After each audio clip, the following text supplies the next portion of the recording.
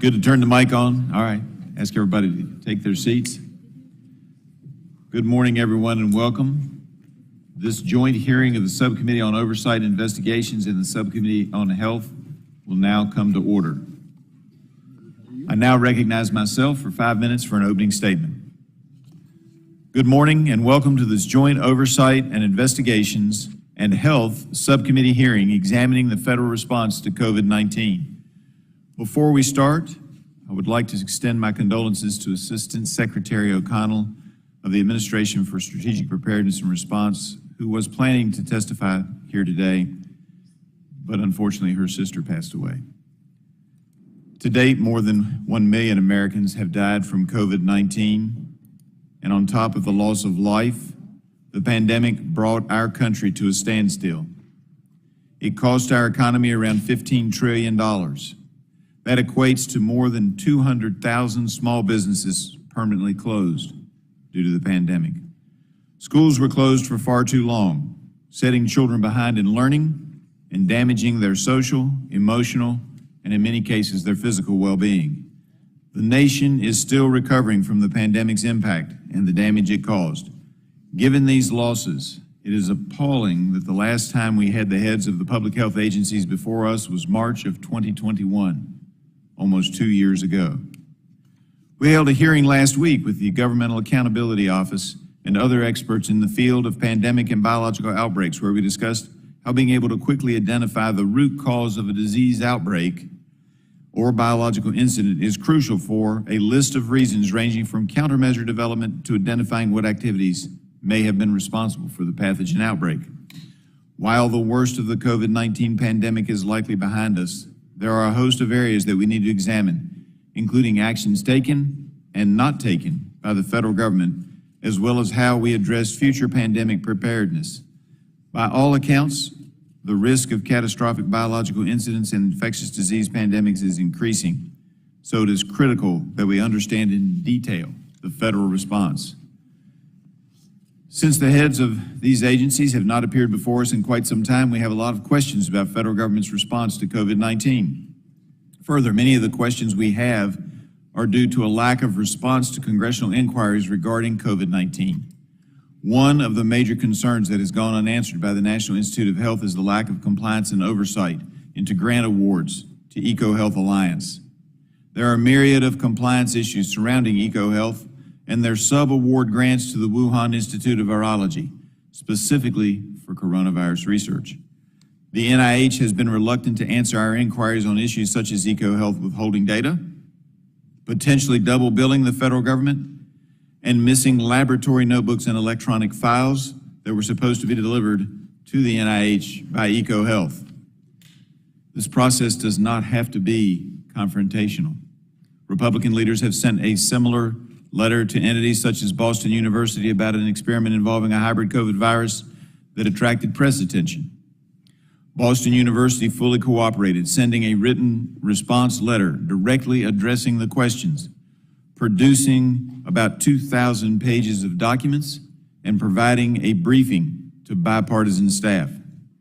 In contrast, the NIH has not provided a satisfactory or complete response. This is not acceptable.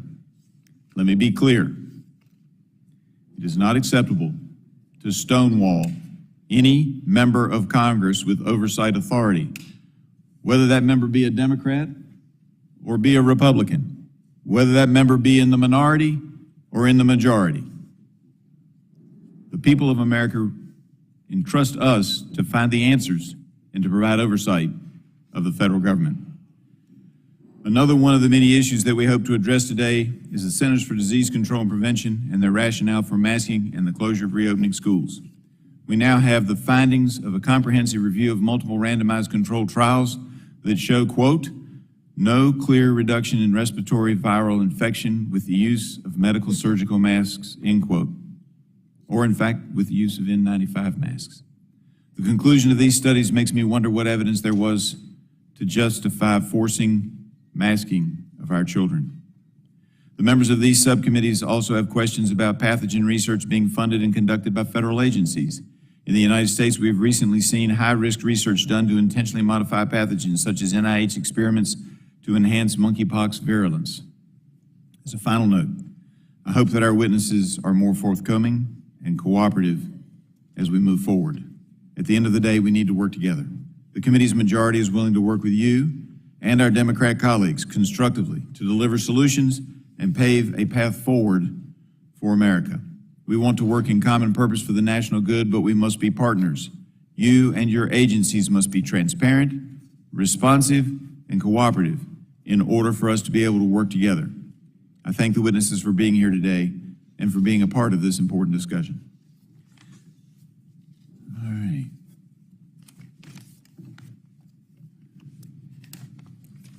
The chair recognizes the Oversight Investigation Subcommittee Ranking Member, Ms. Castor, for 5 minutes for her opening statement. Well, thank you, Mr. Chairman, and thank you all for being here today. Thank you to our witnesses. Thank you for all that you do to help keep Americans healthy, safe, and well. I'm sorry that Assistant Secretary for Preparedness and Response, Dawn O'Connell, cannot be with us today to share her expertise, and want to express my sympathies for the sudden death in her family and her loss. I appreciate, though, that she did submit testimony and has agreed to respond to written questions. Well, all Americans are relieved that we are emerging from the worst pandemic in our lifetimes. Over 1 million American lives lost. Examining the response to COVID-19 will help us prepare for the next public health emergency. But if we take ourselves back to those early days of the pandemic, I remember very well the public was scared, they were uncertain, but public health experts in government and across the country mobilized to better understand the virus, to develop vaccines and treatments, and try to provide us with the answers in the face of great uncertainty. They worked to follow the science and improve guidance as we learn new information about the virus and how to contain it. And they were trying their hardest to save lives in the face of a new threat. The tone from the top, however, was very different. In the earliest, most critical days of the COVID-19 pandemic, then President Trump downplayed the threat, saying it was one person coming in from China, and we have it under control, and it's going to go away. He improvised from the White House briefing room about potential treatments completely unsupported by science and sometimes dangerous. Hydroxychloroquine, bleach, ultraviolet light. He repeatedly undercut the hard work of public health officials who were up against one of the greatest threats to our country in modern times. Despite this, the Republican majority now somehow claims that the Biden administration is to blame for reduced confidence in public health institutions. Over the past 2 years, Republicans have repeatedly chosen to cast blame on the Biden administration and career public servants to deflect from their leaders' early failures to contain the pandemic. And some have actively spread misinformation and tried to hide vital public health data. At last week's hearing, I stated that I was hopeful that we could avoid in this committee the kind of partisan attacks on public servants that we have seen taking root in other committees across the House, and instead focus constructively on how to strengthen our public health infrastructure for the future. Unfortunately, just one day after last week's hearing, this committee sent a letter to NIH requesting a huge number of documents and transcribed interviews of career staffers, while implying that the agency is hiding information about the origins of COVID-19. Democrats, however, remain focused on how to restore and maintain trust in the world's top health institutions represented here today. Give them the tools and the resources they need to keep Americans safe, and ensure that the public has the best information based on solid science to make decisions. Combating the virus is an enormous challenge. It continues to mutate, and our response and strategies must evolve with it. But what will remain constant is my firm support for strong public health institutions which have saved countless lives. I'm immensely grateful for the witnesses' leadership, I look forward to hearing how you plan on incorporating the lessons learned from COVID-19 to further strengthen your agencies and these important missions for the future. I yield back my time. Thank the gentlelady. Now recognize the chairman of the Health Subcommittee and the co-chairman of today's joint committee, Mr. Guthrie, for 5 minutes for his opening statement. Thank you. I welcome all of you guys here today. Good to have you here before us, and my condolences as well to Assistant Secretary O'Connell and her family. A little over a week ago, President Biden says his administration would end the COVID-19 public health emergency on May the 11th, and I'm glad the president formally announced he would end the PHE and relinquish the emergency powers. However, after over 2 years into the Biden presidency, Congress and the American people have little to no visibility into nor input on the administration's pandemic response, and we're going to change that today.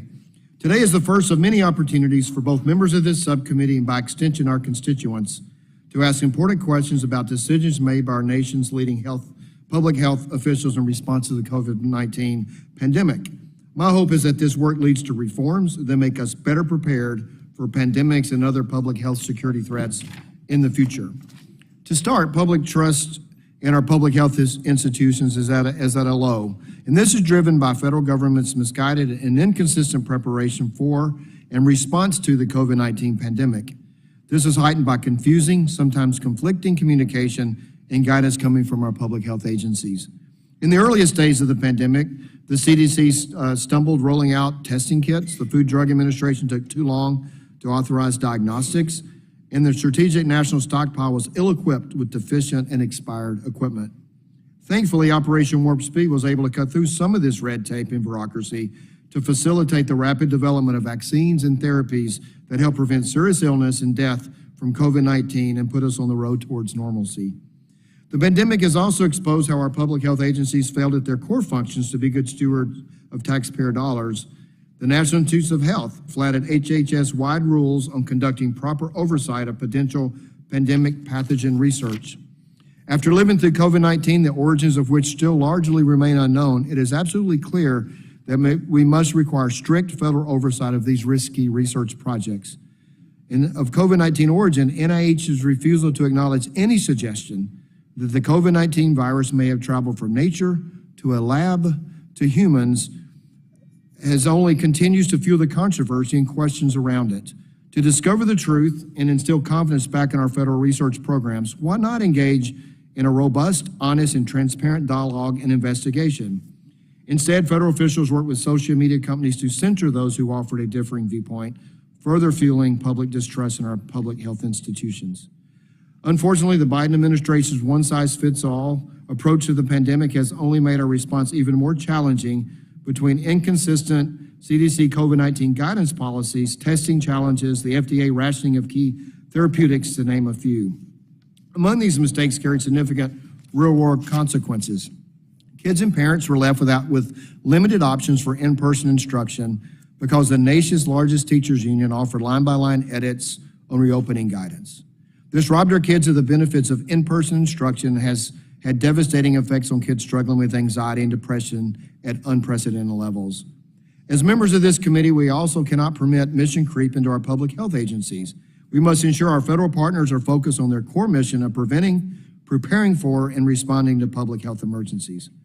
Luckily, we have a chance to address many of these systemic issues that hindered our federal response to COVID-19 pandemic.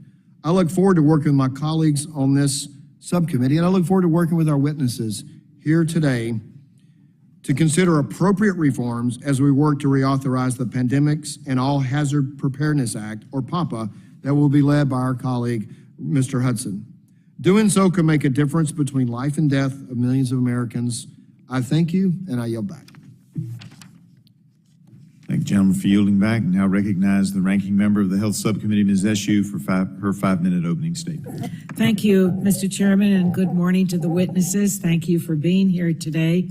On March 11th, 2020, the World Health Organization declared the coronavirus a pandemic. Now, 3 years later, we have the benefit of hindsight, and we know we were unprepared. We lost 1 million precious souls in our country. Grandparents, mothers, fathers, siblings, and some of our colleagues. Now, we have to do everything possible to prepare our nation for new and emerging threats to public health. We have to learn from the mistakes made, including the faulty coronavirus testing kits that the CDC insisted on developing on their own, which allowed infections to spread undetected, the bare cupboards of the strategic national stockpile, leading to our nation's heroic healthcare workers wearing trash bags as protection, a long legacy of racial health disparities and a weak social safety net that allowed the virus to disproportionately infect and kill Black, Hispanic, and indigenous people, a chronically underfunded public health system whose poor data undercut the government's response to COVID, and confusing and opaque public health communications which bad actors took advantage of to spread misinformation and discourage life-saving vaccinations. It's also clear where the federal government succeeded in its response. Because of the work NIH was already doing when the pandemic began, researchers were able to develop a safe, highly effective vaccine for the new virus very quickly.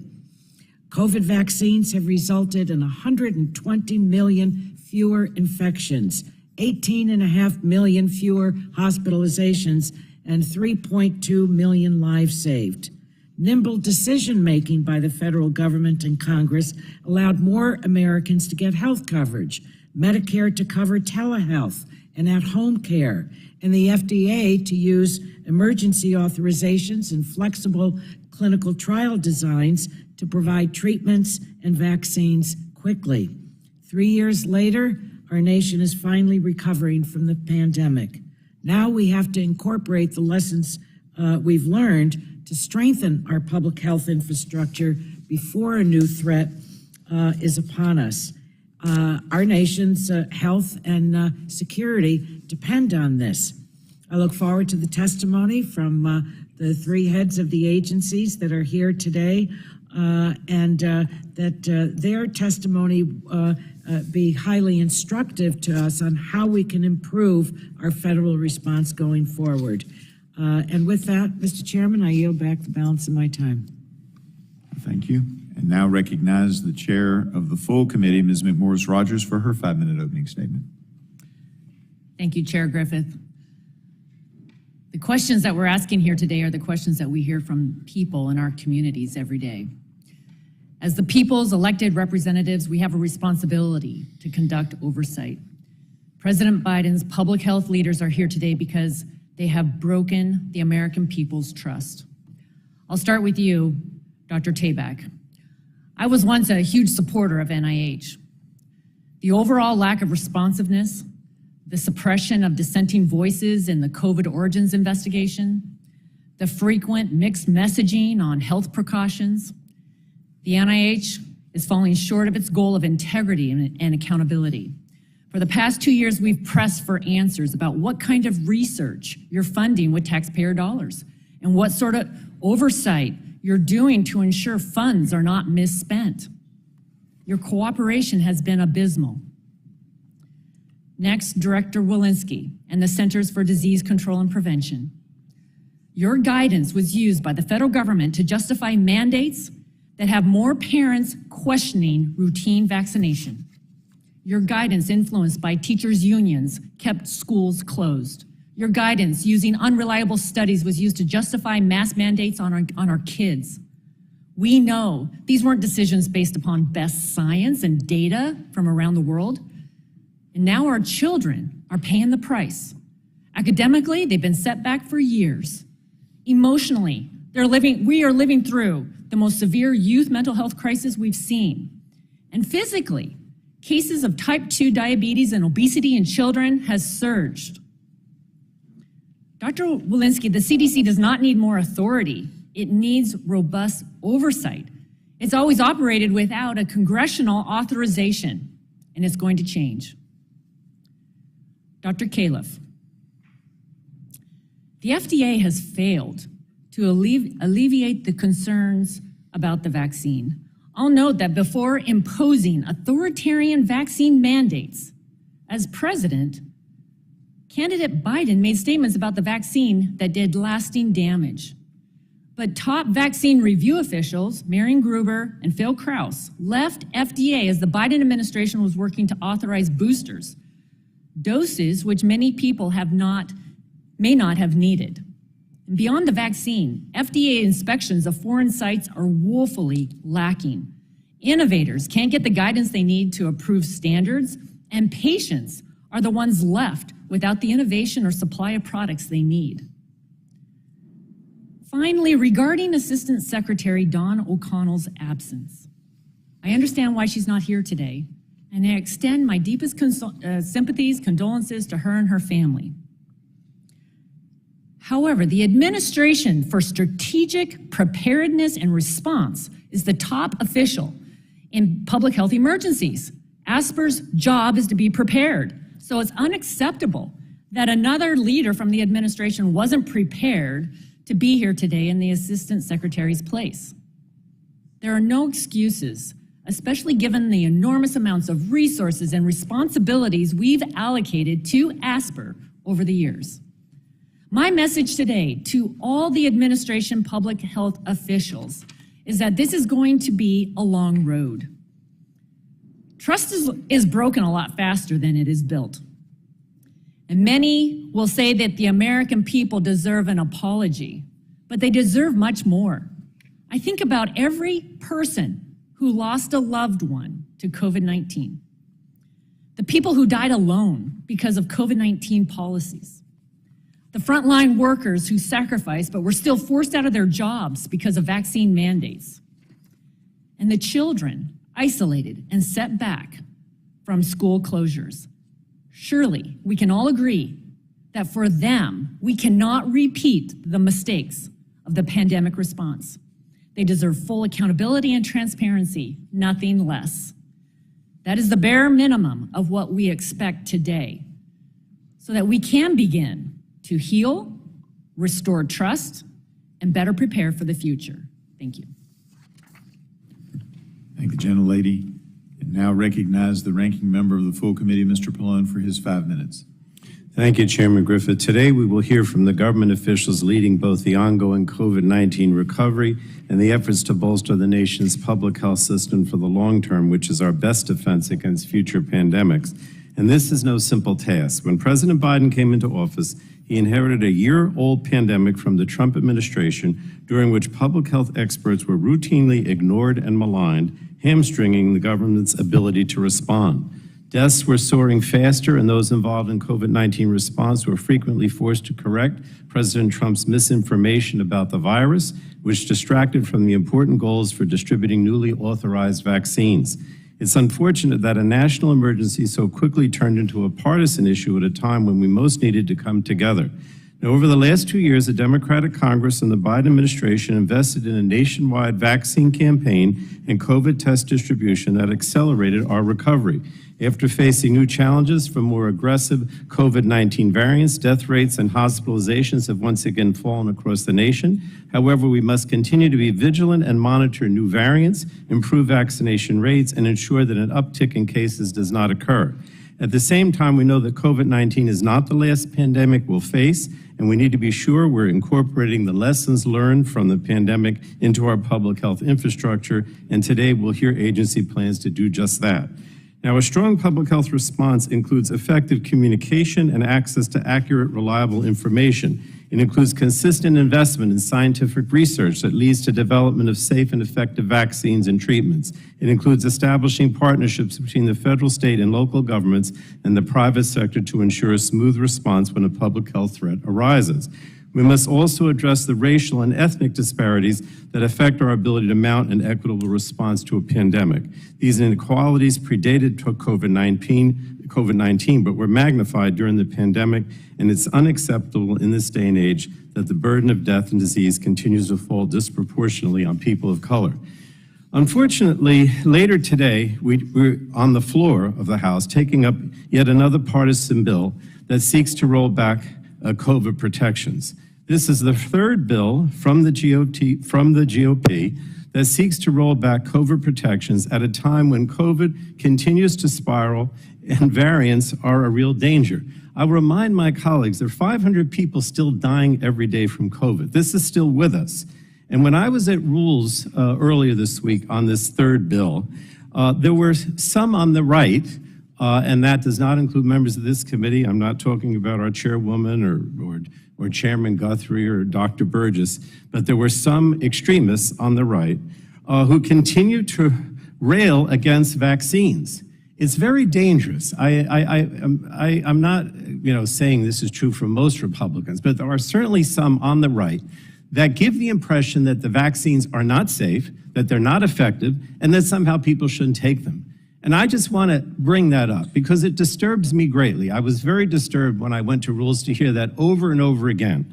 And I think that, again, I'll remind my colleagues that the bill we're taking up today that says that global travelers, foreigners that come to the United States don't need vaccine. Well, that decision, the decisions about the public health emergency, about vaccine mandates, those should be made by the people in front of us at this table. Those decisions should be made by the public health experts who have the science and not by Congress. We don't have the expertise, in my opinion, to make those decisions, which is why I continue to oppose these rollbacks of our efforts to deal with the COVID crisis. And when Republicans put politics over science, it seriously undermines our ability to combat this pandemic and the hard work that these public agencies do every day. So I hope that we can get back to the business of regular order, of the committee taking on the nation's challenges. None of those three bills came through this committee. None of them had regular order. But we have a lot to do this year. And we have to reauthorize the pandemic and the All Hazards Preparedness Act, which is set to expire in September. PAPA has been a bipartisan effort in the past, and I hope that we can be guided by that precedent so that we can make sure that our nation is in the strongest position to address a future crisis. And with that, Mr. Chairman, I yield back. Thank the gentleman. We now conclude with member opening statements. The chair would like to remind members that pursuant to committee rules, all members' opening statements will be made a part of the record. We want to thank our witnesses for being here today and taking the time to testify before these subcommittees. Each witness will have the opportunity to give an opening statement followed by a round of questions from members. Our witnesses today are Dr. Larry Tabak, the senior official performing the duties of Director of the National Institutes of Health, the Honorable Robert Califf, Commissioner of Food and Drugs, U.S. Food and Drug Administration, and Dr. Rochelle Walensky, Director of Centers for the Disease Control and Prevention. We appreciate all of you being here today, and now we will swear you in. If each of you could stand. As you know, the testimony that you're about to give is subject to Title 18, Section 1001 of the United States Code. When holding an investigative hearing, this committee has the practice of taking testimony under oath. Do any of you have an objection to testifying under oath? Let the record reflect no one objected. Further, you are also advised under the rules of the House and the rules of this committee that you're entitled to be advised by legal counsel. Do you desire to be advised by counsel during your testimony today? Let the record reflect that no one requested legal counsel. In that case, if the witnesses have already stood, if you will raise your right hand, I will swear you in. Do you swear or affirm that the testimony you're about to give is the truth, the whole truth, and nothing but the truth? Thank you very much. You all may be seated. I now recognize Dr. Tabak for 5 minutes to give an opening statement.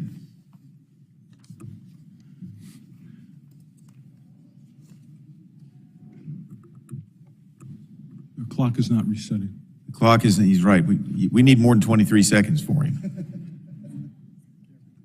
I appreciate that, and all of you know the code of green, yellow, and red. Thank you. Go ahead. Thank you, Chairs Rogers, Griffith, and Guthrie, and Ranking Members Pallone, Castor, and Eshoo, and distinguished committee members. I'm honored to be here today to discuss NIH's role in responding to COVID-19 and other public health threats. Biomedical research supported by NIH enabled the rapid development of life-saving vaccines, diagnostics, and treatments for COVID-19. While we take pride in these achievements, our work must continue. We are leveraging what we have learned from this pandemic to prepare for future threats.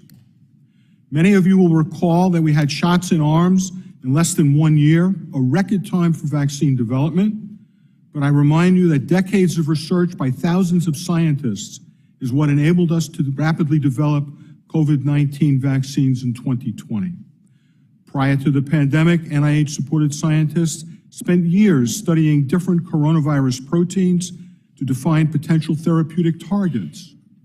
Researchers learned how to stabilize a key surface protein found on coronavirus, the spike protein, so that it would optimally stimulate our immune system, and this forms the basis of the COVID-19 vaccines. Structure-based vaccine design alongside novel vaccine platforms, such as mRNA, are game changers for vaccine development. In fact, these same tools have us on the cusp of safe and effective RSV vaccines for key populations. NIH is playing an important role in the administration's national biodefense strategy. For example, we are developing next-generation COVID-19 vaccines, including a nasal spray or mucosal vaccine that could do a better job of preventing infection and transmission of SARS-CoV-2, as well as pan-coronavirus vaccines designed to provide broad protective immunity against emerging SARS-CoV-2 variants, as well as other coronaviruses with pandemic potential.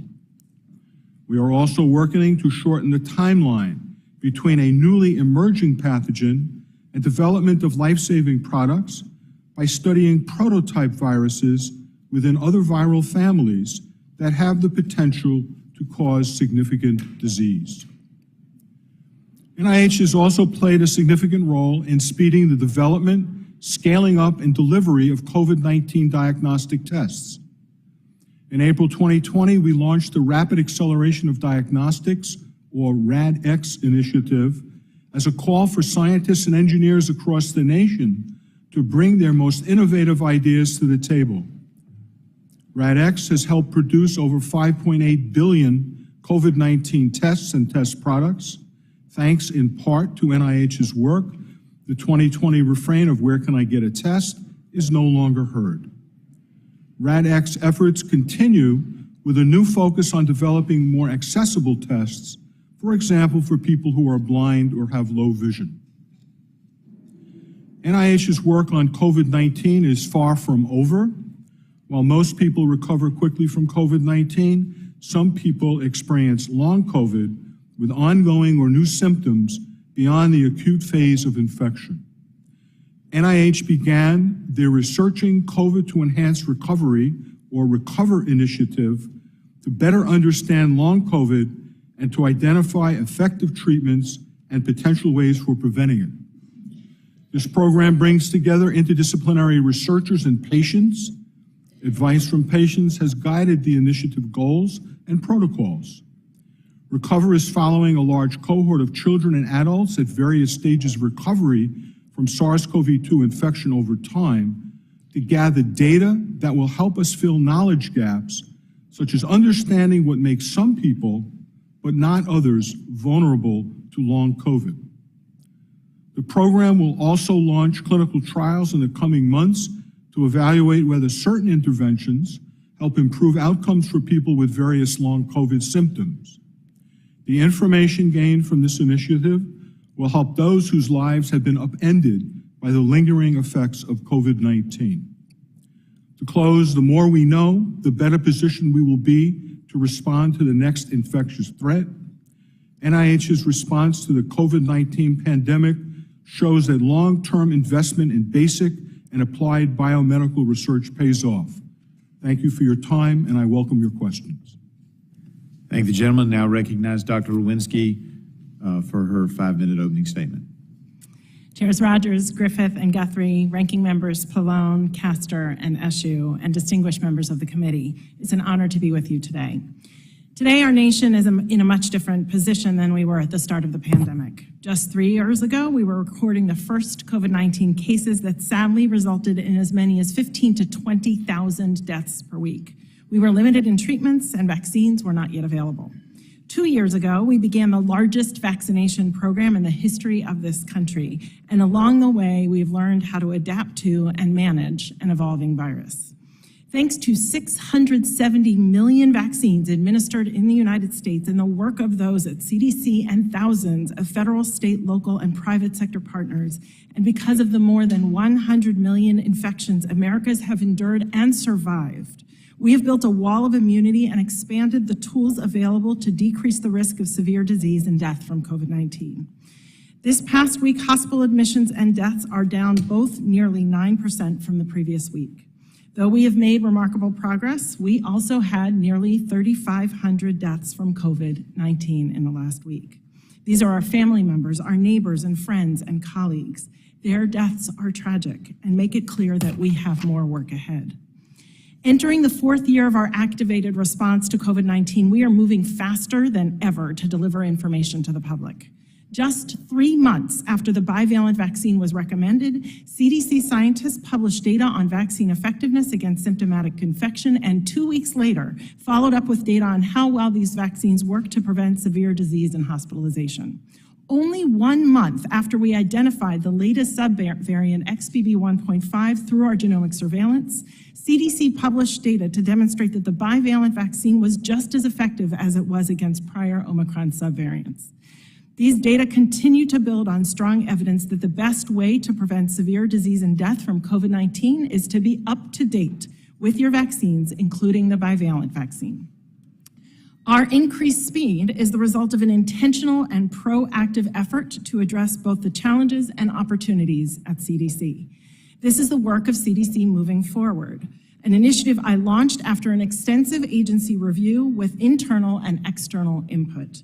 We are focused on 6 key areas of improvement: sharing scientific findings and data faster, enhancing laboratory science and quality, translating science into easy-to-understand policy, prioritizing communications, developing a workforce prepared for future emergencies, and promoting results-based partnerships.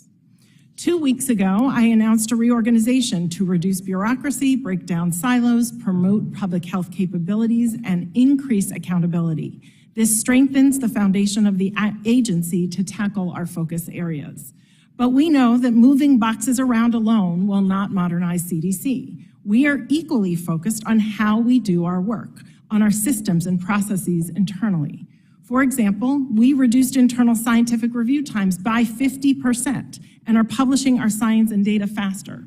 We were the first in the world to produce and share data showing real-world performance of the Jynneos vaccine against Mpox.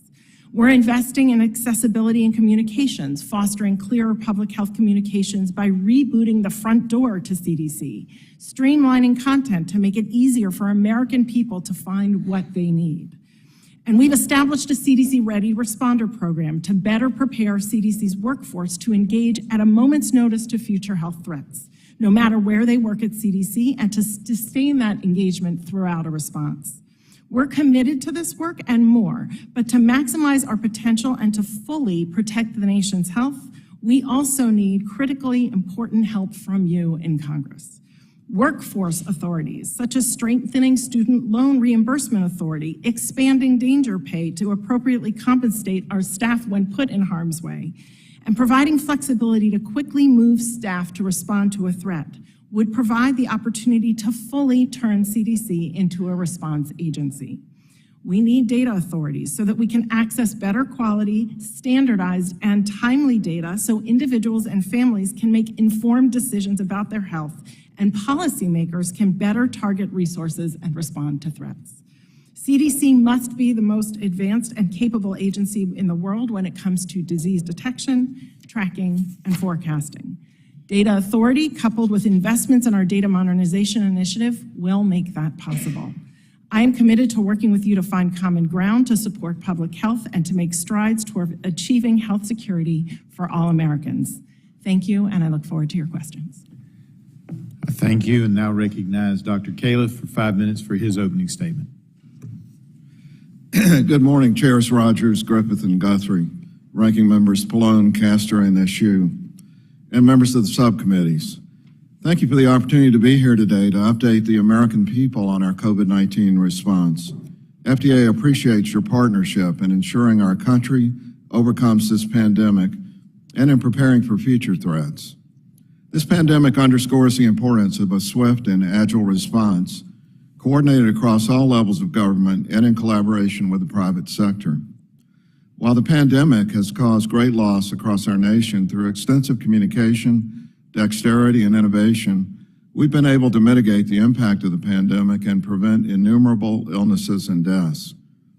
Most unfortunately, the proven effectiveness of authorized and approved vaccines and therapies have been undercut by a constant flow of misinformation, causing many Americans to forego life-saving treatments, leading them to many unnecessary deaths and hospitalizations. Nevertheless, FDA employees have poured their efforts into COVID-19 response to protect the American people. I'm grateful for their tremendous work and to Congress for your support of these efforts. I want to provide a brief update on FDA's efforts related to COVID-19 medical products. First, vaccines. Currently, there are 3 authorized monovalent vaccines, 2 approved vaccines, and 2 bivalent vaccines that meet FDA's expectations for safety and effectiveness.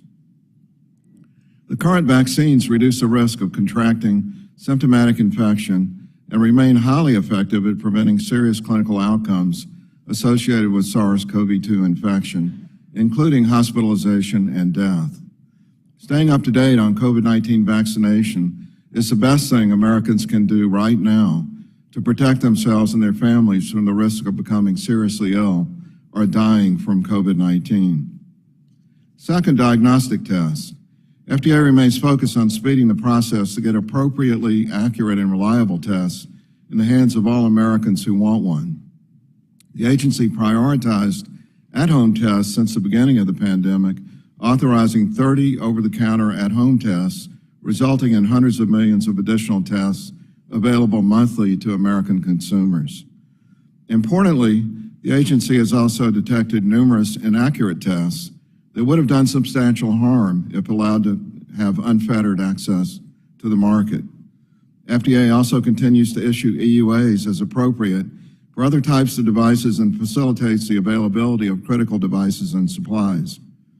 Today, we've issued EUAs or provided traditional marketing authorizations to over 2,800 medical devices for COVID-19, which is 15 times more EUAs than all other previous emergencies combined. Third, we continue to expand the country's arsenal of COVID-19 therapies and have facilitated the development and availability of 3 approved drugs to treat COVID-19 and EUAs for 14 therapies. It's also important to note our critical supply chain work, which has protected consumers by preventing medical products that do not meet import requirements from entering the country. This includes continuously surveilling the medical product and food supply chains for potential shortages, disruptions, and contaminated or fraudulent products, with focus examinations on COVID-19 relief supplies. The agency remains committed to continuing the use of every tool available to us to continue to mitigate the threat of this virus and others that we have simultaneously worked to counteract, such as Mpox, RSV, and pandemic influenza. Many of these tools are thanks to the work of Congress and your understanding of the importance of preparation and addressing the needs of our supply chain before an emergency strikes. FDA employees are anything but complacent, and they'll continue to work to make sure that we're even more equipped to address any future threats. Preparing for future emergencies depends on using the many strategies that led to a successful response, as well as the establishment and refinement of authorities and flexibilities that allow the agency to identify and mitigate risks while promoting innovation outside the public health emergency. It's essential that we improve our system for evidence generation, that is, doing the right clinical trials and having access to the data that Dr. Walensky has brought up. For example, the COVID-19 pandemic also underscored the importance of both diagnostic test access and test accuracy, and the critical need for a modernized regulatory framework that applies to all in vitro diagnostics. After years of collaborative work, including with leaders of this committee, we believe the Ballot Act would achieve this goal and is appropriately balanced. Modernized authorities would enable us to act faster, prevent problems, and allow for greater insight into FDA's regulated products for greater safety. We look forward to continuing working with you to ensure a continuation of our COVID-19 response, success, and future readiness. Thank you, and I look forward to your questions. Thank the gentleman. We now have concluded our testimony. I appreciate all the witnesses giving their testimony. We'll move into questions and answers, and I will recognize myself for the first 5 minutes of questions. Dr. Tabak, I, along with now chairs Rogers and Guthrie, have sent the NIH 14 letters requesting information. Those letters ranged in date from March 18, 2021 to November 30th, 2022, and most have gone completely unanswered. We received responses from other agencies, such as the CDC, to our letters.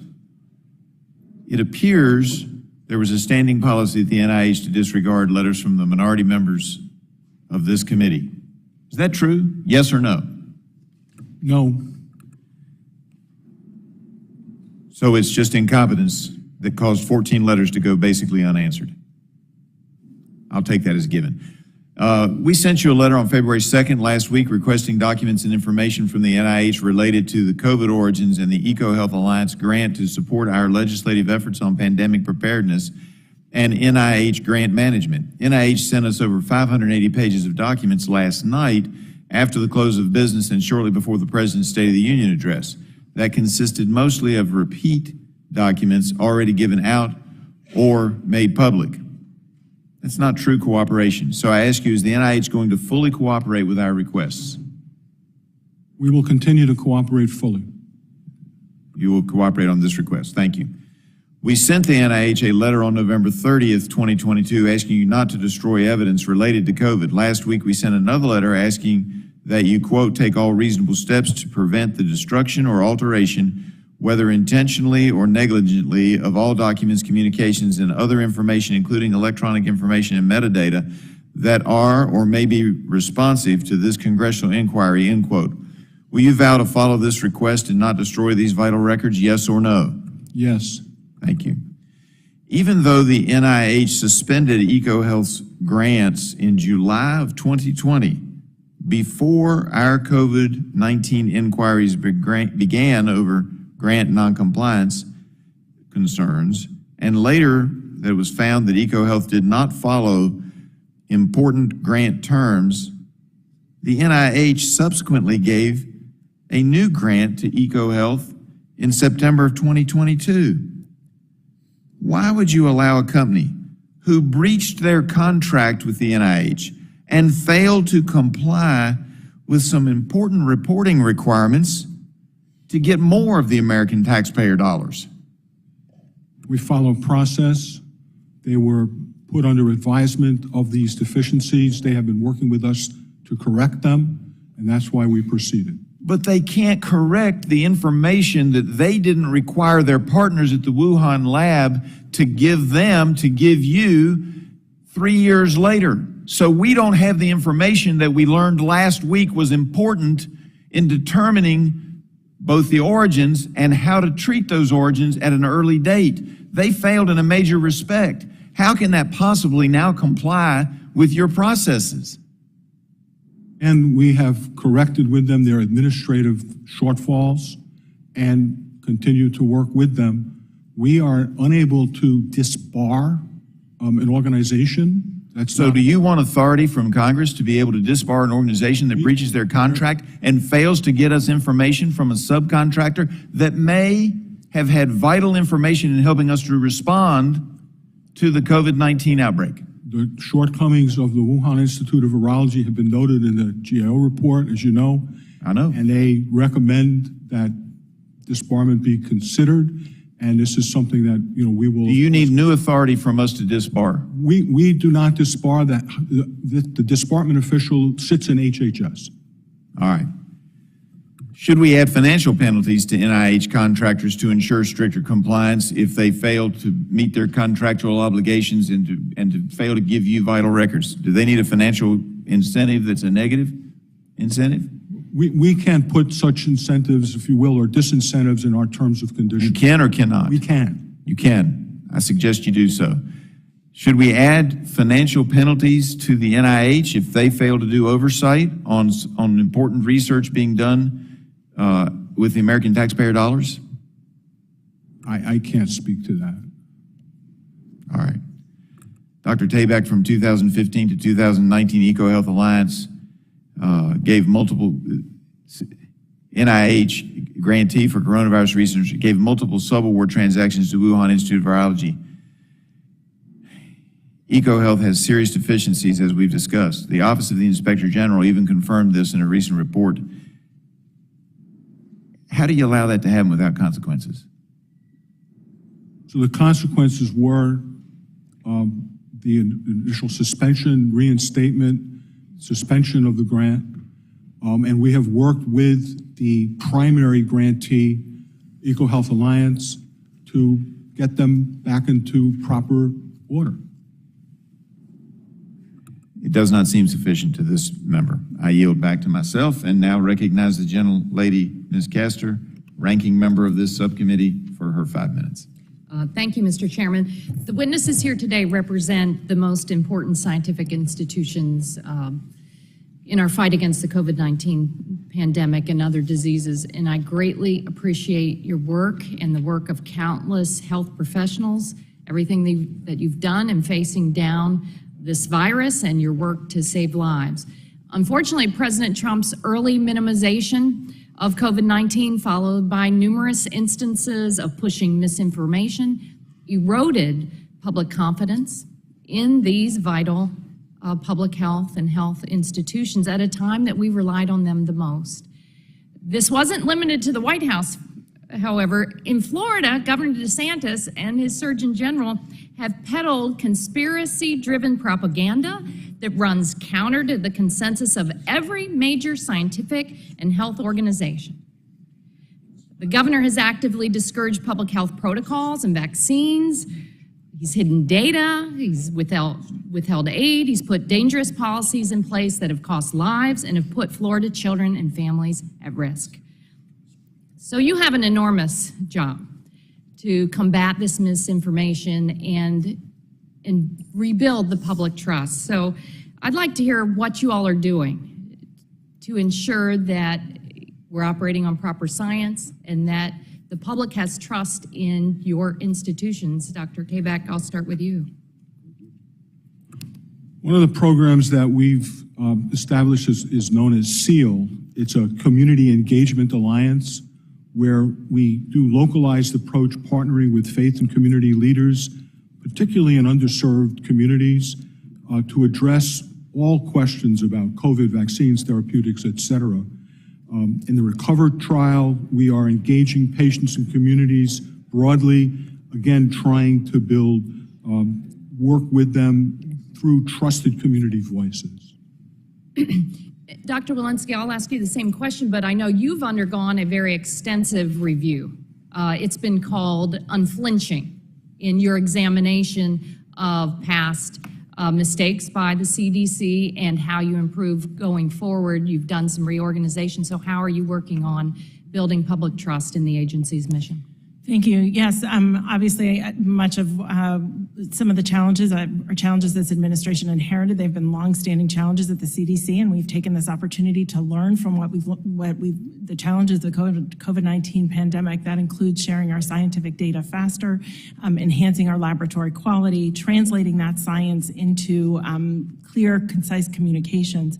I do want to highlight the real importance of mis and disinformation and how it has undermined our vaccine efforts. It is the case that we anticipate vaccine rates have gone, well, we've seen vaccine rates of incoming children into kindergarten have gone down from 94% to 93% just in this last year. That's 250,000 children not coming to kindergarten with being up to date in their vaccines. We are doing a lot of work at CDC, but this is not something that CDC can do alone. It's going to take all of our agencies, it's going to take all of the government, and every single one of us has a role in mis and disinformation. I've seen it in Florida. The vaccination rates for children are down, and I know it's a direct result of a lot of the scare tactics and misinformation. Dr. Califf, I'm going to ask you to respond for the record, because I'd like to ask Dr. Walensky about the CDC's data modernization initiative. So it's so important that we aim to get to empower the agency to get better, faster, more actionable insights on public health data. But I heard from folks back in Florida and all across the country, it was so outdated. We've given the CDC funds to modernize it. I know that's just a drop in the bucket, so what are you doing to ensure that the public has the most accurate data that's up to date?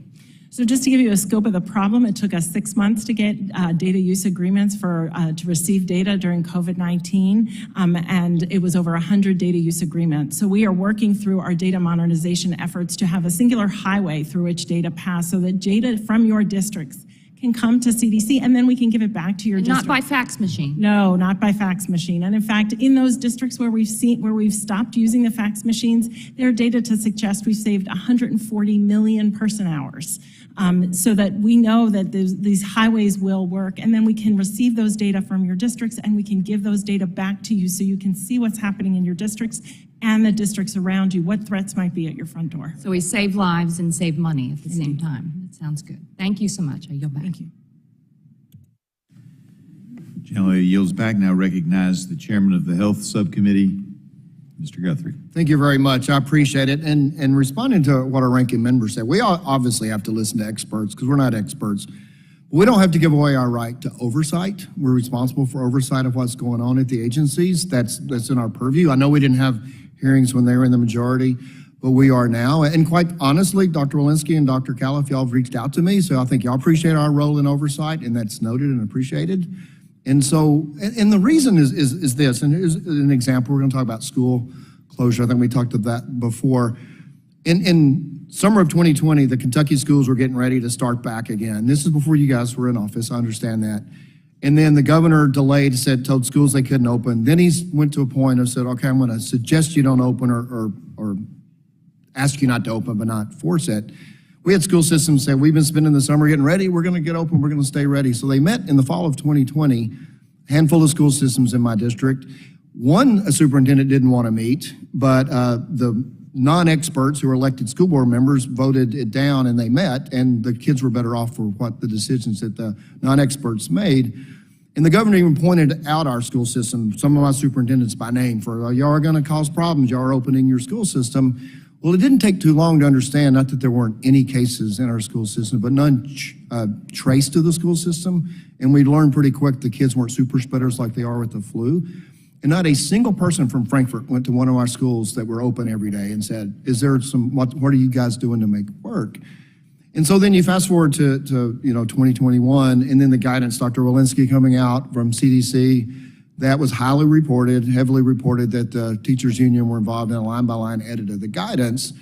And it would have been helpful if one of my superintendents would have had the opportunity to apply. So it gets not just to that situation. I'd like for you to talk about that situation, but also you're the experts, but how's it transparent? How do we know? How can we have confidence in guidance when we have school systems meeting and meeting effectively, but then guidance came out that a lot of people used to keep I know you didn't order the school systems closed, but they used your guidance to do so.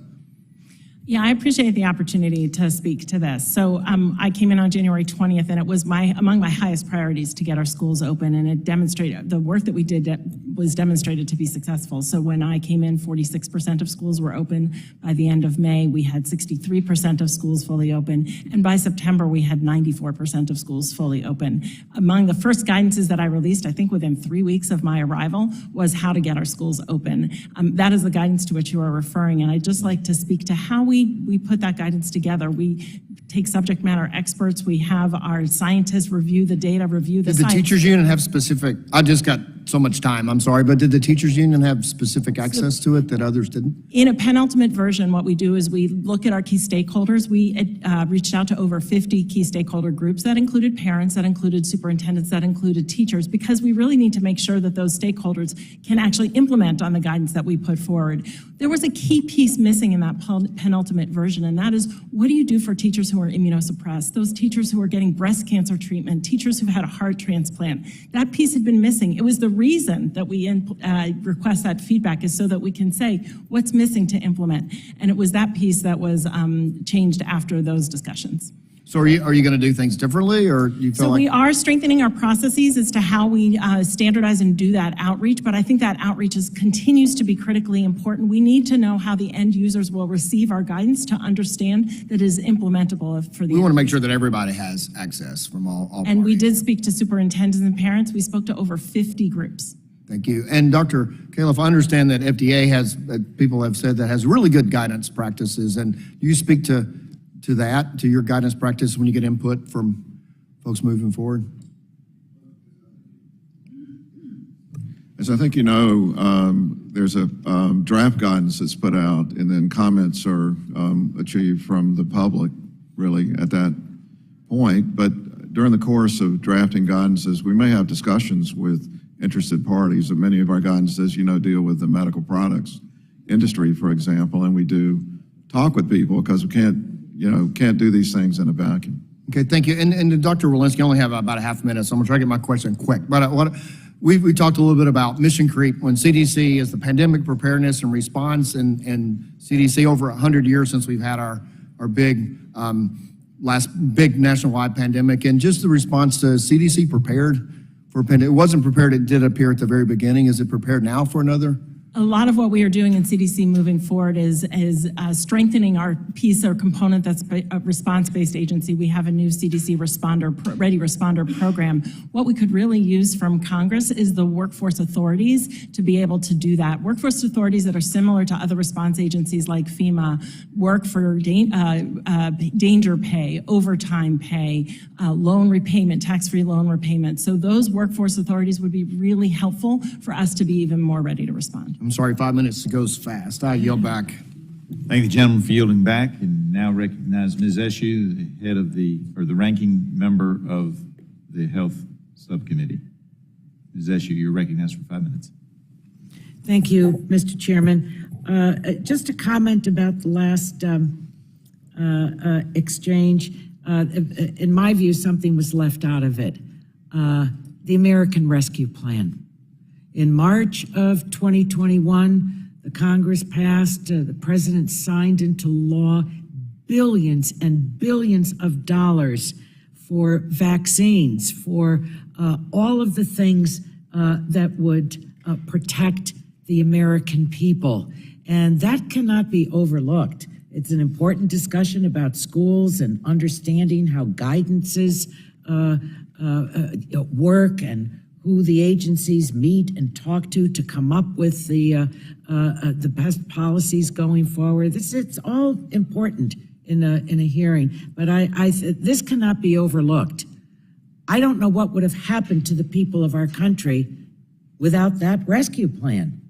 And it wasn't unanimous, but it got done. Dr. Tabak, I'd like to ask you about, speaking of money, the Congress appropriated $1 billion to NIH to study long COVID. Patients have been waiting, and they've been more than patient since December of 2019. I think the effort is called Recover, and it's to research, potential treatments. Where is that? How close are you to coming out with what's needed for those that have been waiting a long time? We have put together a national cohort of patients at different stages of infection with COVID-19 and those who have already reported that they suffer from long COVID.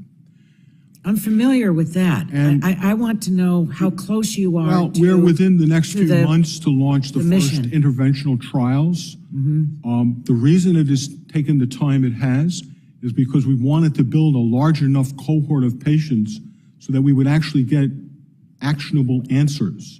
So it took from 2019 to now to get the cohorts? Indeed it has, because... And how many are in it? I'm sorry? How many are participating in it? I'd have to get back to you with specific numbers, but please appreciate that as the virus evolved, so too has long COVID. Well, exactly. That's why I'm asking. And that's why we need to continue to build a cohort that's representative of the disease, so that the answers that we get with our interventional trials will have some actionable. Okay. Well, if you have anything else that you can add to that, I'd appreciate learning it, getting it from you. To both the CDC and the FDA, I think the public and certainly members of Congress became all too familiar with advisory committees during, and that impacts your work. But I think that it also added to the confusion, the American people. Advisory is exactly that. It's advisory.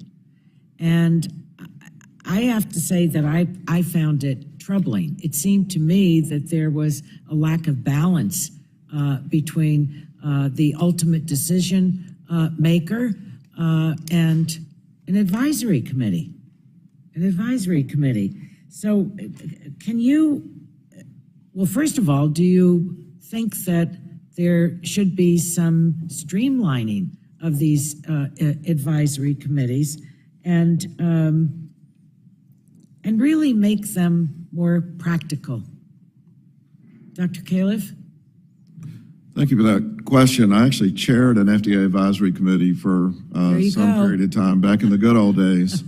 I think advisory, it's like democracy, it's messy, and I think advisory committees are critical. The FDA full-time staff need to interact with outside experts in a structured manner, but you're right, they are advisory, they're not decision-making. Mm-hmm. Our regulatory decisions are made by full-time civil servants who don't have a conflict of interest financially and whose mission is preserving and protecting public health. We are looking across the FDA right now at what we can do. Streamline is one word. I would say to optimize the use of advisory committees. They're so important, whether it's food, tobacco, or rare diseases, for example. We need to have that kind of input. So it's critical. We need to make it better. Dr. Walensky? Yeah, I don't have much to add to that except to say that there is incredible value in the independent expert opinion of non-governmental officials who are very well recognized across the country in their field of vaccine that we have on our advisory committee on immunization practices. I agree they are messy. They have been challenging during this period of time. Are you looking to change anything? We are reviewing the advisory committee processes, yes. However, I do think that there's an important component of our advisory committee on immunization practices that has been steadfast through all of vaccines. Certainly it's been in the spotlight during COVID-19 vaccines, but there are many pediatric vaccines that have been reviewed carefully through this committee. Gentlelady yields back. Now recognize the chairman of the full committee, Kathy McMorris-Rogers, for her 5 minutes of questions. Thank you. Thank you, Mr. Chairman. I want to start with Dr. Walensky. There's serious distrust today with our public health agencies. I recently saw one poll that nearly 40% of the public does not trust our public health agencies to handle the next public health emergency, and I don't blame them. While I appreciate that we were dealing with an evolving virus, there are also a lot of mistakes, too many mistakes with communication and decision-making from the CDC, and one relates to mask mandates. There's been several studies that have looked at the effectiveness of masks to prevent the COVID spread, and there was one just recently that came to several important conclusions. First, there was a notable lack of reliable studies on the efficacy of face masks, and second, there remains much uncertainty about the impact and the effect of face masks. While acknowledging the limited data pool, it found no clear sign of a reduction in transmission when using either medical or surgical mask.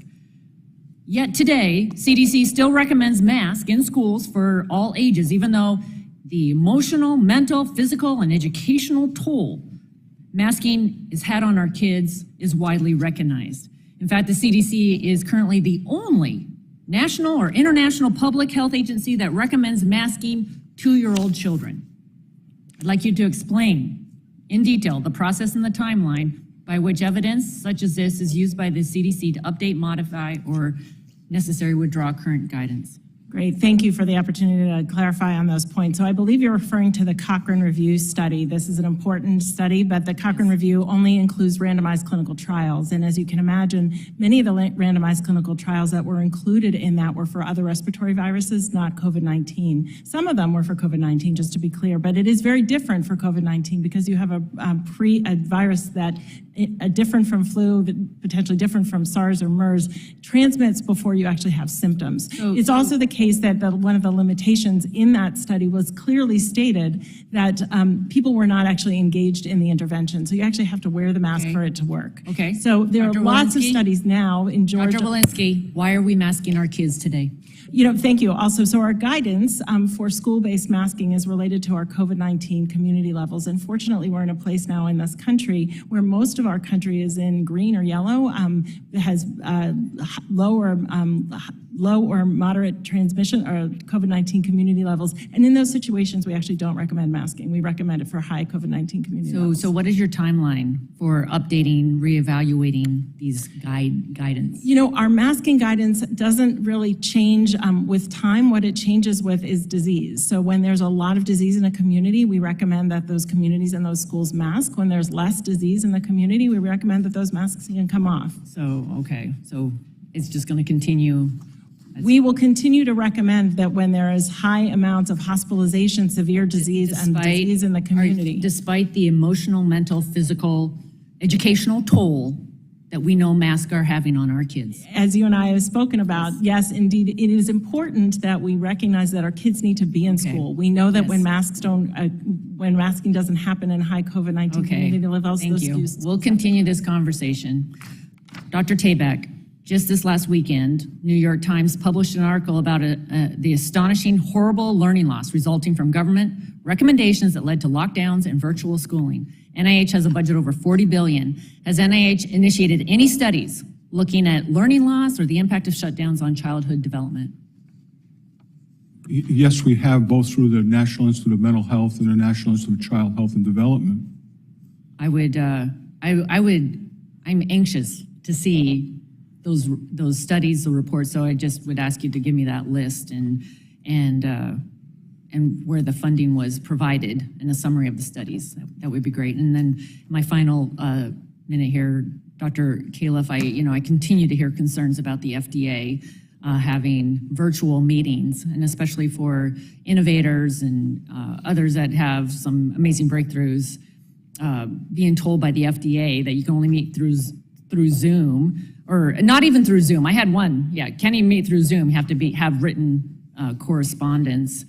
It slows down approvals for everything from flu tests to novel vaccines. So would just like to ask, when is everybody going to be back to work? Or what percentage of employees are back to work 5 days a week? What percentage of meetings are via Zoom? 100% of our employees have been at work every day since the beginning of the pandemic and will continue to do so. In fact, working nights and weekends. In the office? Many of our employees aren't in the office to begin with. We have inspectors, we have people reviewing data. We have 200 locations around the country. I'd also add, we have now added back in-person meetings. They're being scheduled. Interestingly, when I've said, would you like all in-person meetings, the industry by and large has said, we'd sort of like both, because the ability to have a meeting on the spot via Zoom is superior to trying to get a bunch of people to Silver Spring. My time is expired, and I suspect sometimes it makes sense to do it via Zoom. It was most concerning to me when it was the response was it requires written communication is the only way. We all know that that's going to cause all kinds of delays. So bottom line, we need all of you to be responsive.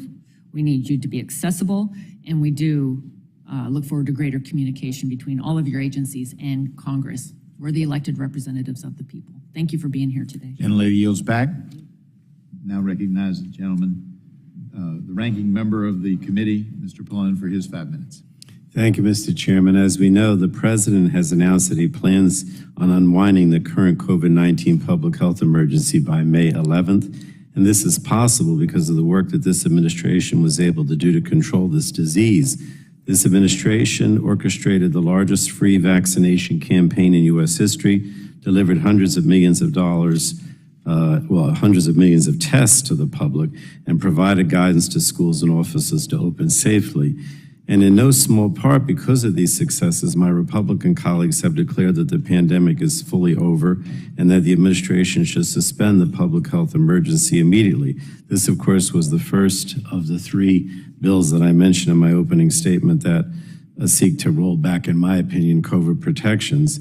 And I have been very critical that such an abrupt end to the emergency would seriously undermine the progress that we've made. It would also ignore the sad fact that an average of nearly 500 people are still dying every day from COVID-19. The decision to end the emergency should be based on science. It should be with the agencies that have the expertise. And again, the president has said he plans to do this, which means that that could change if the COVID situation got worse with more variants, whatever. So the Republicans have also claimed that the administration does not have a plan for winding down the public health emergency.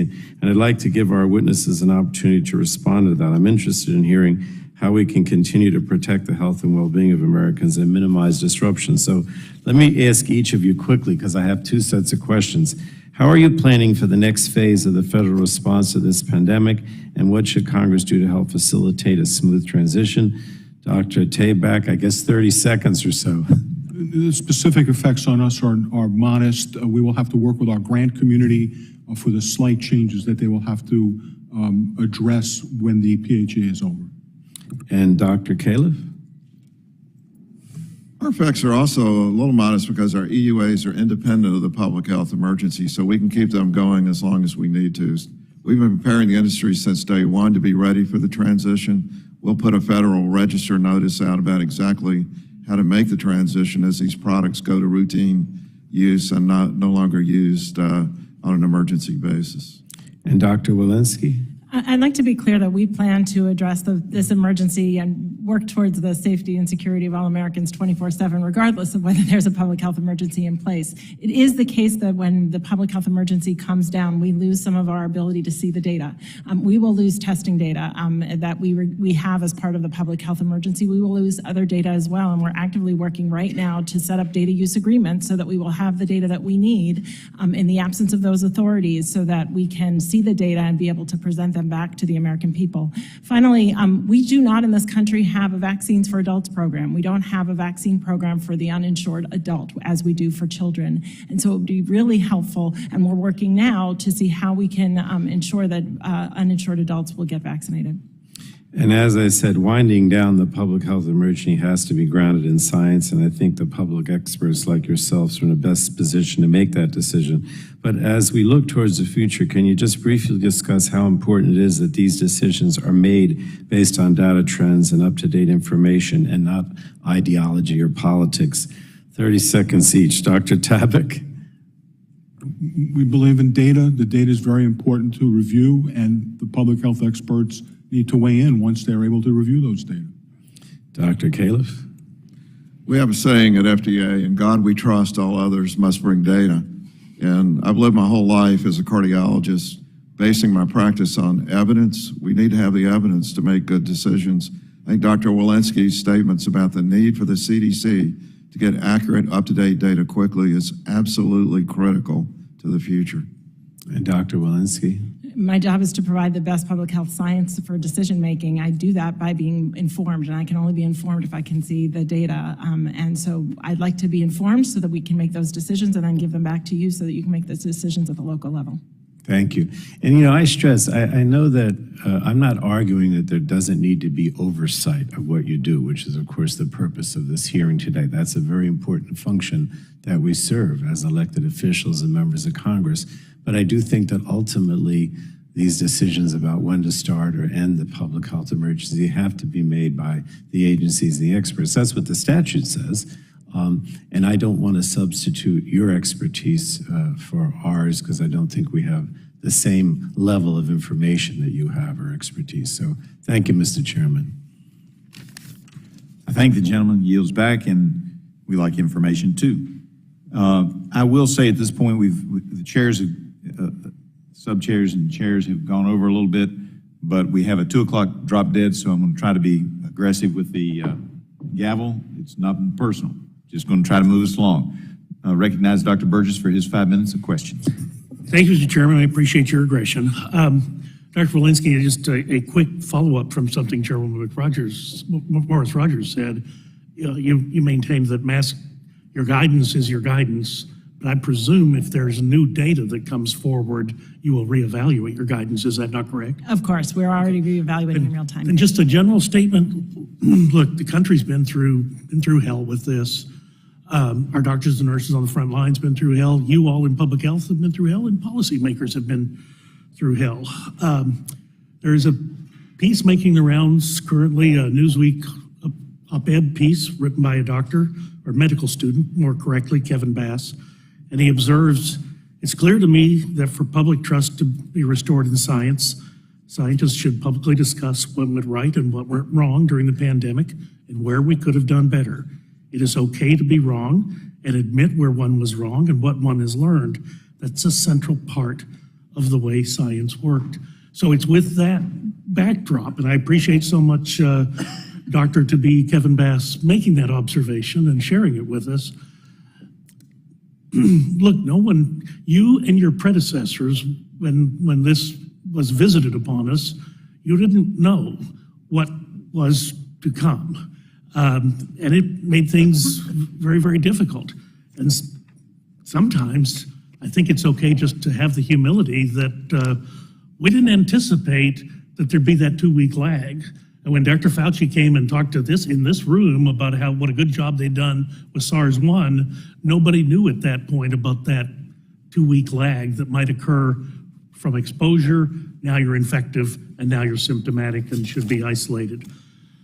Dr. Trebek, I do have a couple of questions. You know, we got the big OIG report the other day, and it generated a lot of interest. Some questions have come up from that. Let me just ask you roughly, how many awards does National Institute of Health issue every year? About 55,000. So that's a lot. In the report, in the OIG report, they, obviously discuss there were some potential risks associated with research being performed under EcoHealth Awards. NIH did not effectively monitor or take timely action to address EcoHealth's compliance with some requirements. These costs included salaries exceeding the NIH salary cap, employee bonuses, travel costs, tuition costs, indirect costs. This audit covered all 3 NIH awards to EcoHealth between 2014 and 2021 and found $89,171 in allowable costs. That's in 1 grant. And you just said, how many grants do you administer? We about 55,000 a year. So 89,000 multiplied by 55,000 is a lot. Are you taking steps to tighten this process up so we don't have 55,000 OIG reports down the road? So certainly this is an outlier, and Dr. Trebek, with all due respect, we're not sure because we didn't know about the outlier status of the current OIG report. I take your point. We accepted all of the OIG's recommendations, and we are working to redress each of them. We now have modified our systems to prevent some of these missteps from occurring. So you will get back to us with your plan. Happy to do that, yes. Let me just ask you too, because you made the offhand comment that disbarment resides with an official at HHS. That's correct. Official? I don't know the name of the person, but there is a disbarment office. Will you get that? Because I'm interested in speaking with that individual. Sure. So let me ask you a question. This committee, back in 2006, I know it was a long time ago, the NIH Reform Act established the Scientific Management Review Board, an oversight board meant to make NIH more efficient. This board has not convened since 2015, according to recently published information in a healthcare publication. And the members of the board don't know why they haven't met. Can you enlighten us as to why that board is no longer meeting? The board no longer meets because we found that board to be completely redundant to the advisory committee, to the director in every aspect. So that's good, and I'll stipulate that. However, the annual cost of the board, $488,000 a year, 2 full-time employees at a cost of over $320,000. Without convening the board, I'm concerned that the NIH may have diverted these funds to other activities. It still appears on your books. Okay, I will check into that and get back to you, sir. Thank you, Mr. Chairman. I've got a lot of questions that I'm going to submit for the record. Clearly, there's a lot of pent-up demand because of the 3 years of the pandemic and this really being the first oversight hearing we've had in person in a long time. So thank you, Mr. Chairman, and I'll yield back. Thank the gentleman. Now recognize the gentlelady from Colorado, Ms. DeGette. Thank you so much, Mr. Chairman, and welcome to all of our witnesses. I've been on this committee long enough to remember all of our previous efforts in addressing what we saw as looming pandemics. And each time we thought that we had put things together within your various agencies to make that happen. I remember back when I was the chair of Oversight, we had a hearing in December, right before the pandemic hit, the December before it hit. And Dr. Fauci was here and some of his colleagues, and I said, what is the one thing that keeps you up at night? And they said, the fear of some kind of a virus pandemic, and lo, it came to be. So, you know, it's easy to sit here and blame the three of you, but in truth, our agencies are in need of continual updating and expansion and resiliency to deal with both evolving types of viruses, but also to deal with ways we can receive and disseminate information and ways we can structure our agencies. So I want to thank you all for what you're doing in with your rear view mirror to try to improve the way we do this in the future. And I want to once again tell my colleagues on the other side of the aisle that this is really what we should be doing in a bipartisan way.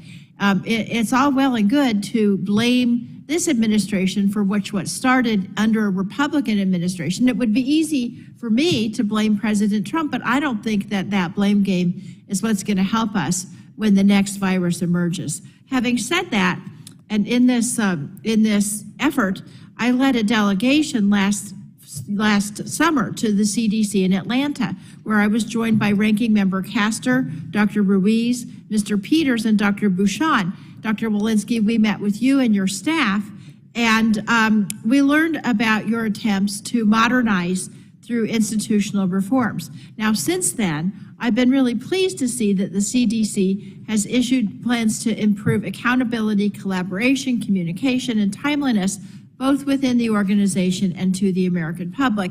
Part of those efforts, and you've talked about it, are creating a new governance model through an executive board that relates directly to the CDC director. And you've talked also this morning about making sure that you can get access to timely, high-quality data and strengthening workforce capacity to respond to these needs. I'm wondering if you can just talk very briefly about what congressional authority you might need to do that as we start thinking about developing legislation. Thank you, Congressman. It was a pleasure to host you and would welcome anyone else who wants to pay us a visit down to Atlanta. It is the case that workforce has been one of the challenges. It's one of the lessons that we learned. A study from the de Beaumont Foundation demonstrated that our public health workforce across this country is 60,000 in deficit. That means we have a lot of work to do, not only at the CDC, but across the country to develop a public health workforce that is as diverse as the communities we serve and that is upskilled in our resources and data. So among the things— I don't mean to interrupt you, but I have a question for Dr. Califf too. What congressional authorities do you need to achieve that? And also the workforce authorities would be incredibly helpful. Overtime, danger pay, overtime pay. So when we send somebody to Mubende, Uganda in an Ebola outbreak, that we are able to pay them danger pay.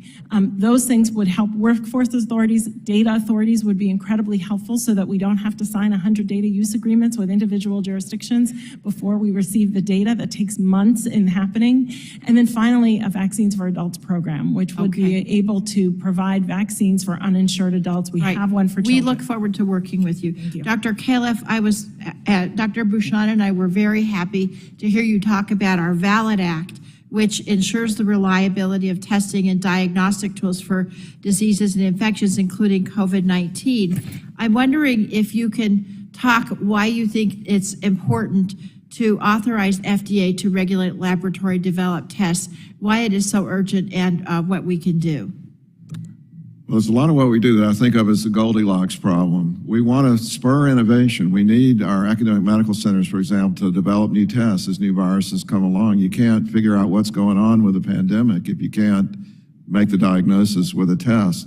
On the other hand, the quality that's needed in these tests is very important, because if you get the wrong answer and you get the wrong treatment, that's a tragedy. And so we need a framework for regulating laboratory tests that enables and spurs innovation, but also protects the public from tests that are bad. And as I've already mentioned, in areas like molecular testing, over half the tests that we saw, once the gates were open to allow them out, turned out to have major problems. And there's no regulation right now, right? Well, we have the authority to regulate, but for decades now, there's been enforcement discretion to basically allow people to pretty much act freely. So we want to really fix that so that, again, people can innovate, but there's a framework to do it. But then when there's a problem, we have the authority to bring it under control. Thank you. Thank you, Mr. Chairman. I yield back. Gentlelady yields back. Now recognize the gentleman from Ohio, Mr. Latta, for his 5 minutes of questioning. Well, I want to first thank the chairs of the Oversight and the Health Subcommittees and the rankers for both of these subcommittees for holding today's hearing. This is very, very important. That answers the American people want to have answered today. So I thank you for it. I also thank our witnesses for being with us today. Dr. Walensky, Dr. Fauci said that natural immunity was one of the best forms of protection against viruses. Knowing this and that the vaccines do not stop the spread of COVID-19, do you plan to continue to provide CMS input on the vaccine mandate, especially given that this isn't connected to the public health emergency expiring on May the 11th? CDC provides a public health data, scientific data, to the best of our ability. We have put out a scientific review on the importance and value of infection-induced immunity, but we continue to see in all of our data that if you have, that vaccines are the best and safest way to protect yourself against severe disease and death. Certainly if you have previously had an infection, that adds and bolsters your immunity, but we continue to see data that demonstrates that vaccines are the safest way to protect yourself against severe disease and death. And we will offer that information to the administration as those decisions are made. Well, let me follow up. How does the administration intend to fix our depleted healthcare workforce? And, you know, I'm sure that you're out all the time in the communities. And across the 5th Congressional District in Ohio, I visit our hospitals and all of our areas that we have so many people out there that really strained during COVID, and saw, you know, from doctors, nurses, respiratory therapists, you go down the entire line. And, you know, in one of my recent visits to one of our hospitals, they need about 500 to 600 people back into that hospital, because again, they can't service and serve these patients across the region unless they're there. So how are we going to get our depleted healthcare workforce back because of everything that's happened with COVID? Yeah, I appreciate the opportunity, because one of the big challenges, especially in our public health workforce, is our inability to have long-standing funding to support that workforce. And because of the lack of that long-standing funding, those are not jobs that people are generally applying for.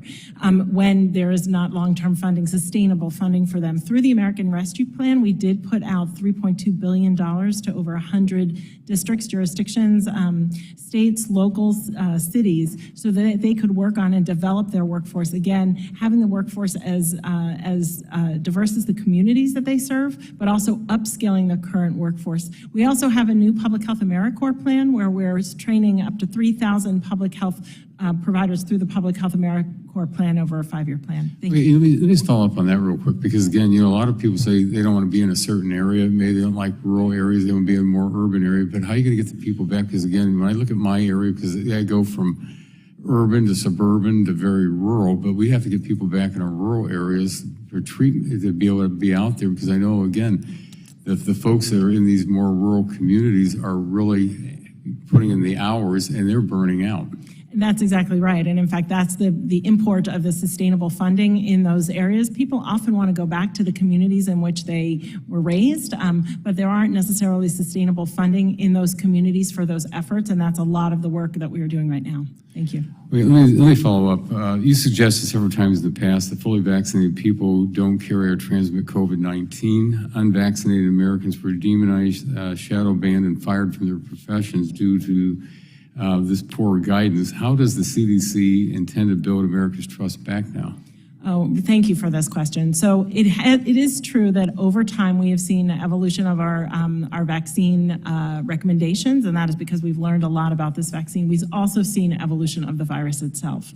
So when we first had the vaccine that was first launched in December of 2021, December of 2020, sorry, we had the wild type strain. The vaccine worked very well at preventing severe disease, death, and also transmission for both the wild type and with alpha. What happened with Delta is that the vaccine still continued to work against severe disease and death, but less so, still some, but less so against transmission. That's also been the case with Omicron and its subvariants. Very effective against severe disease and death, less effective, though still somewhat effective, against transmission. Among our efforts in our CDC Moving Forward initiative is to improve and strengthen our communications to the American people. It is the case that prior to this pandemic, most people who came to the CDC website were public health officials, academics. It's now the case that Americans are coming to our CDC website. I inherited over 200,000 web pages on our CDC website. We're doing a lot of work now in a project called Clean Slate to update our website to make it accessible for everyday Americans to come to our website. Thank you. Well, and again, I just want to thank the chairs for today's subcommittee hearing, but I think what you just said, it's communicating back to the American people is absolutely essential because this trust has got to get gained back. And Mr. Chairman, with that, I yield back. Appreciate the gentleman yielding back. Now recognize the gentlelady of Illinois, Ms. Schikowsky, for her 5 minutes. I just really want to thank our witnesses, not only just for being here today to answer all of these questions, but for 3 years of an unprecedented challenge, working every day to try and protect the American people. So thank you for that. I wanted to talk a little bit more about disinformation and the effect that it really had. Over 1 million Americans died from COVID. I'm just wondering if there's even any estimate of what if there had been the acceptance of the opportunity to be able to use the vaccines, if there's any estimate of how many lives we might have saved. Dr. Walensky, is there anything like that? I'm not familiar. I wouldn't be surprised if folks who at Yale who've done some of these estimates that you previously heard about in terms of the lives that saved, the millions of lives that have been saved, would be embarking on that, but I'm not familiar with that. I'd have to get back to you.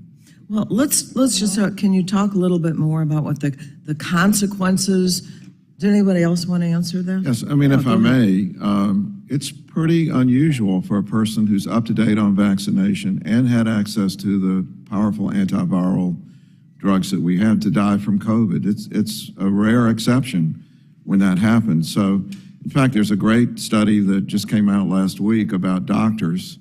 We were losing hundreds of doctors until the vaccine came out. It has a beautiful graph in it that shows that once the vaccination, because doctors almost all got vaccinated right away and have stayed up to date, we now have a lower than expected mortality rate in doctors because of this intervention. So you can pretty much extrapolate that, remember, the number to be relatively precise, it's hard to be completely precise, 80% lower chance of being dead. Now, I'm a cardiologist, so I'm used to thinking about life and death, and most people can pretty simply think about this. Something that reduces your risk of being dead by 80%. That's important, and you can then back extrapolate. We can't put exact numbers on it, but it's rare for someone to die from COVID if they're up to date on vaccination and have had access to the antivirals. Well, thank you so much. 209,000 nursing home residents have died because of COVID.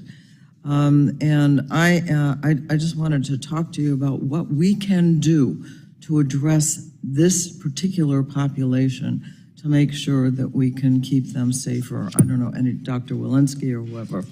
Yeah, I very much appreciate your work and advocacy for this population because it is, in fact, this population that in this moment is most vulnerable. We're seeing deaths more in elderly population right now, those who are not vaccinated. Right now, we have about 51% of our residents living in nursing homes who've received the bivalent vaccine, but in my mind, that is not enough, and our team is working really hard. We've engaged with our long-term care facility pharmacies to make sure that we get vaccine into those pharmacies. One of the challenges also was the multi-dose, so we're working with those pharmacies to get single-dose vials so that they can actually use those single-dose vials. We're also working within the states to have home health aides and EMTs go to those long-term care facilities where they may not have medical care on site, so that those people can actually visit them and provide vaccine. And then we've actually waived the data needing to come in to facilitate it even further. So we've had enormous amounts of efforts for exactly the reasons that you know. Thank you for that. So I want not just about COVID, but what has CDC learned about best practices to address infections, et cetera, that are in nursing homes? This is a real problem. Right. Well, in fact, we have a whole unit that works on infection control prevention, and that has been specific to nursing homes. We have data that come in weekly from our 15,000 nursing homes through our National Health Survey Network. So a lot of work happening within the nursing homes because of this particularly vulnerable community, not just that we see in COVID-19, but as we saw with influenza, as we see with RSV, again, prone and vulnerable to numerous infections and other threats. Thank you, and I see my time is almost up. I'll yield back. Thank you. Thank the gentlelady. Now recognize the gentleman from Florida, Mr. Bilirakis. Thank you. I appreciate it. Thanks very much. Dr. Walensky, I have a question for you regarding the cruise industry. Throughout the pandemic, I expressed significant concerns and actually led multiple letters about the COVID-19 restrictions for cruise ships and the level 4 travel advisory that unfairly targeted the industry. These restrictions were not backed by facts or science, but rather an executive branch overreach, and they did nothing to actually mitigate public health concerns. They unfairly punished Floridians and others throughout the country, businesses who rely on the cruise industry for their livelihood, by creating a baseless no-sale order that costs local economies billions of dollars. Dr. Walensky, do you know how long the cruise industry was prohibited from operating as a result of the CDC orders? I know we worked closely and hard to try and open the cruise industry as soon as possible for all of the reasons that you know. We also know that during the COVID-19 initially came to our shores literally through cruises. And so we worked closely to make sure that those cruises would be safe, that we could implement mitigation strategies with the cruise liners so that they could be both safe and operational as soon as possible. But I would have to go back. I don't know off the top of my head, but I'd be happy to get you the information as to how long they were closed in the timeline there. Does 16 months sound about right? It may be. I would have to go back. Okay. The no-sale order remained in effect, in my opinion, far too long. What do you say to the people of my state who lost their livelihoods due to your agency's inability to make nimble and timely fact and science-based decisions? And how will you commit to changing your agency's approach to the way it handles the travel and tourism sector, because it's so vital to my particular state and, of course, other members. We have hidden treasures throughout the world, but the cruise industry is very important to our economy.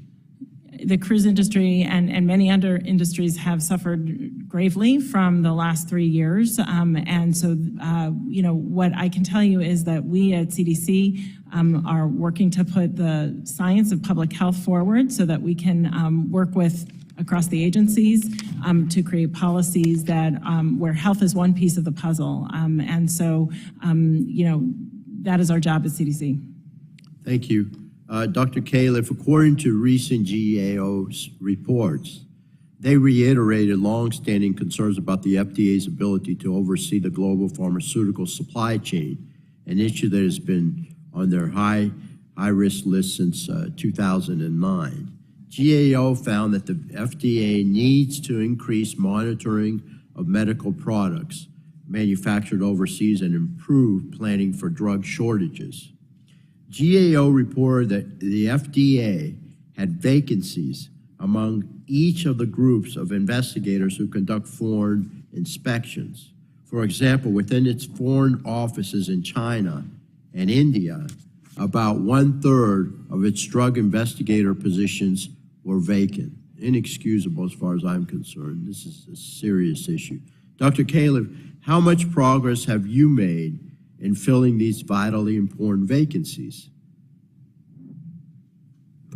I appreciate your bringing this up. I couldn't agree with you more that there's a lot of work to do on the supply chains. I'd also point out it's not just an FDA issue. It's really an interaction of FDA and industry and other parts of government in addition.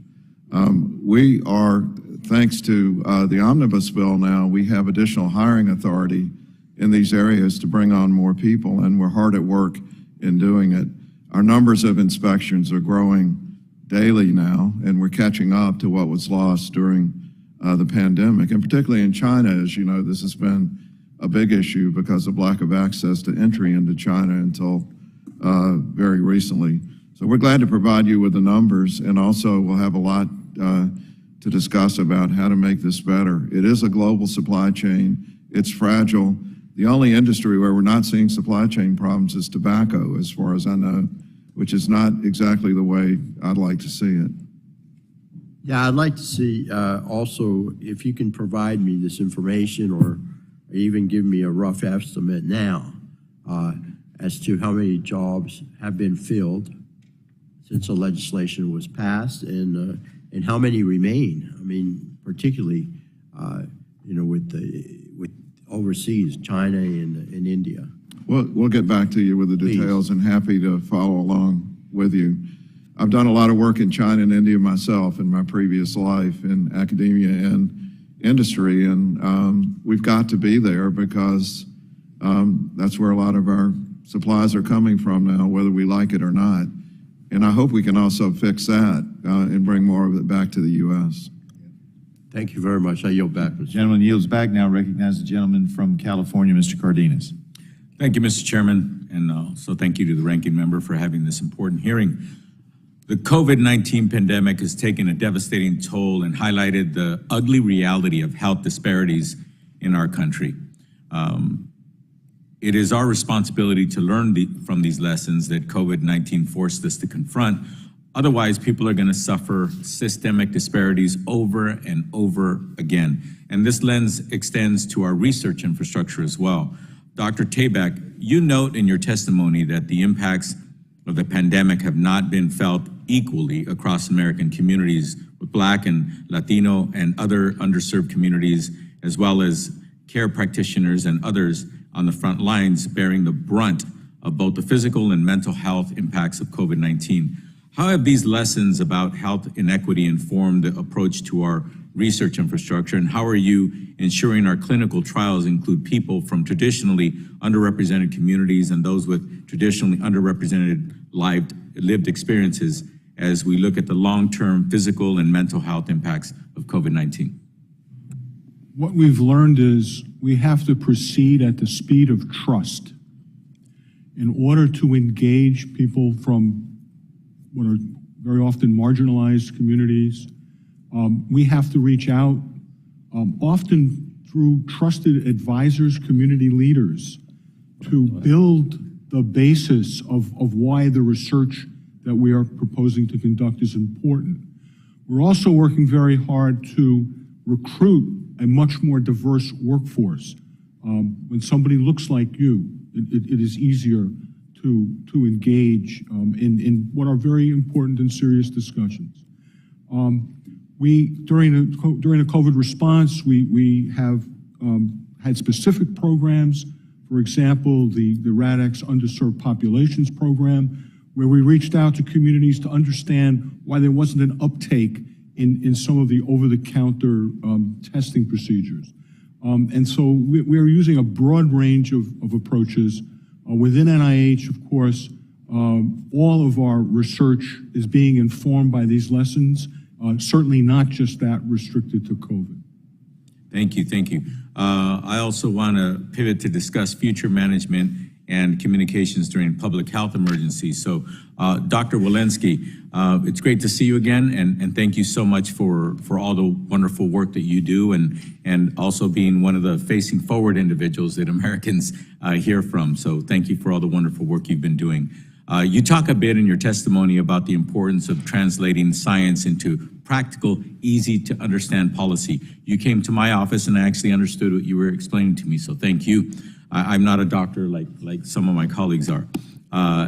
In districts like mine, where the majority of households report speaking Spanish at home as their primary shared language, it's absolutely critical to make sure we have health resources in Spanish and other languages in our great country. How are you looking to improve health messaging across many languages? And what challenges have you seen in your attempts to combat COVID and misinformation in non-English languages? We have a big problem in the Spanish-speaking community when it comes to what people see on the internet and the misinformation and disinformation.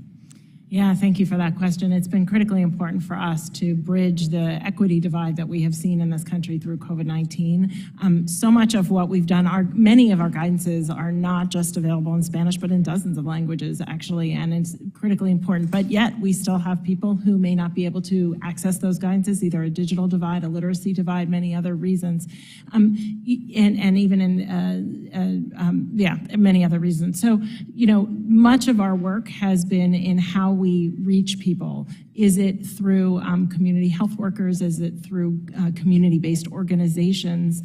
Much of our divide we've seen has been in the rural-urban divide. So what we really, 46 million are rural Americans who were, have half the vaccination rates in their pediatric populations. So we really need to reach people where they are. The mis and disinformation often reaches them faster. And that is really critically important to emphasize. We all have a role, because we at CDC will do a lot of work to try and tackle that. But it may not be the government official that they want to hear from. It may be an academic society. It may be an academic official. It may be somebody in their local pharmacy. It may be their local pediatrician. So we have much work to do in the mis and disinformation. And I would urge, again, all of us have a role in addressing mis and disinformation. Thank you. Thank you, Mr. Chairman. My time having expired, I yield back. Thank you. Gentleman yields back. I now recognize the gentleman from Ohio, Mr. Johnson. Thank you, Mr. Chairman, and thanks to our panelists for being with us today. Dr. Walensky, thank you especially for being here. You got a tough job. CDC has got a tough job. And public trust and confidence in what the organization does is so vitally important, and I know you know that. In the American Rescue Plan passed almost unilaterally by our Democrat colleagues, it included a staggering $47.8 billion of new spending for, quote, activities to detect, diagnose, trace, and monitor SARS-CoV-2 and COVID-19 infections and related strategies to mitigate the spread of COVID-19. In addition, that law provided CDC $1 billion for, quote, vaccine confidence activities. Would you say the $1 billion for vaccine confidence activities was successful in building confidence in the vaccines?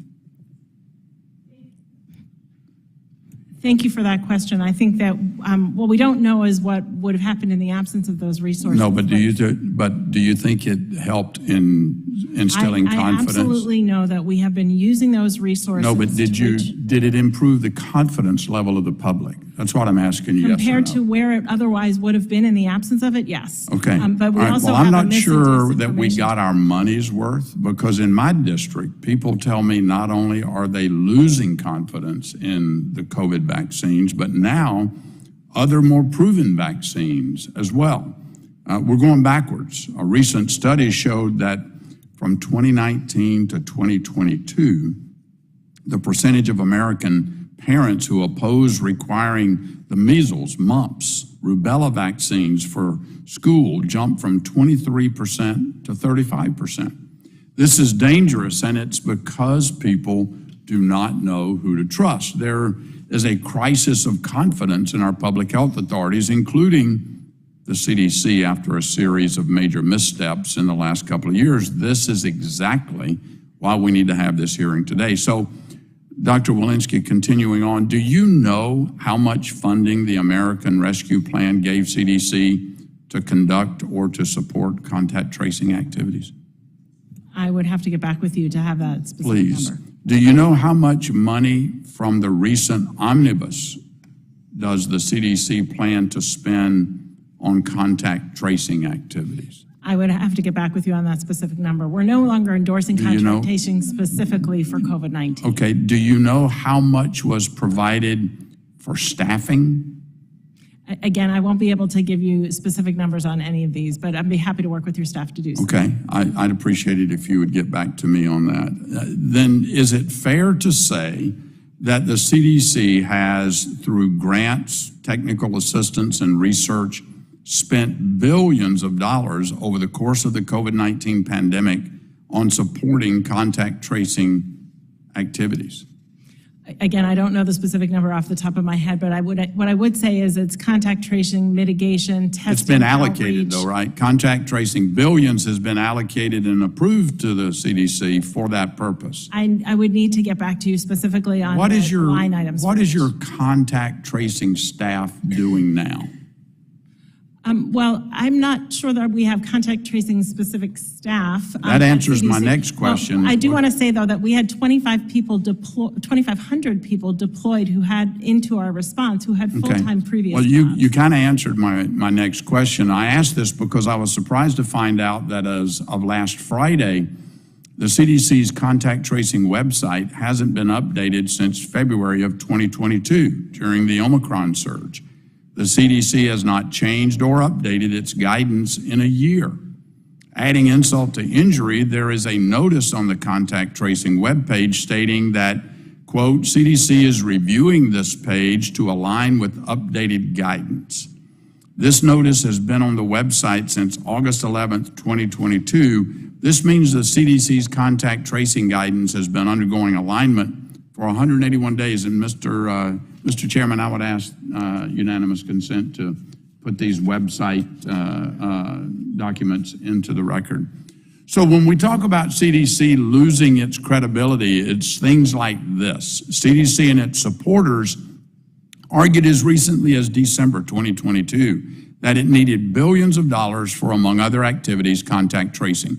But the CDC can't even be bothered to update its public-facing guidance in a timely fashion. Public confidence and public trust is important. Dr. Walensky. Thank you, and I yield back, Mr. Chairman. Thank you. Gentleman yields back. The chair now recognizes Dr. Rees for 5 minutes for questions. Thank you. Thank you all to the witnesses who are here and for your heroic work and for your service to our country during this public health emergency. I appreciate that you are taking the lessons learned through this unprecedented experience and are applying them to future pandemic responses. Lessons learned means things that we must take a look at the things that we did well and then the things that need improvement. And we need to be honest in the scope and the proportionality of those good works and the things that need improvement as well. For example, let me remind everybody that we have lost 1 million people in 1 million of our citizens, residents, mostly our most vulnerable individuals. But at the same time, we saved 3.2+ million lives with the efforts that were done. We must look at why our nation had the highest death rates than any other nation and tackle those difficult questions in order to prevent that from happening. One thing for sure is that this pandemic shined a spotlight on what we already know, which is that there are glaring disparities in access to healthcare based on where a person lives, color of their skin, zip code, or how much money they make. And so for those who live perhaps in safer areas with the resources to stay safer, the issue of the pandemic may not have been a high risk for them, and they are mostly concerned of the enormous inconvenience that this pandemic unfortunately gave to everybody. But if you're living in a very concentrated household with people who are sick and don't have access to health care, and you know that the risk is much higher in your community, then the precautions that the CDC and other experts are saying is life-saving. And so that is why this is so important, because we must understand in the public health world, as a physician, you must ask the question, who are the most vulnerable, the most likely to die, and how are you going to prevent them from dying? But it seems like our approach here is very malaligned, and we need to really understand this issue.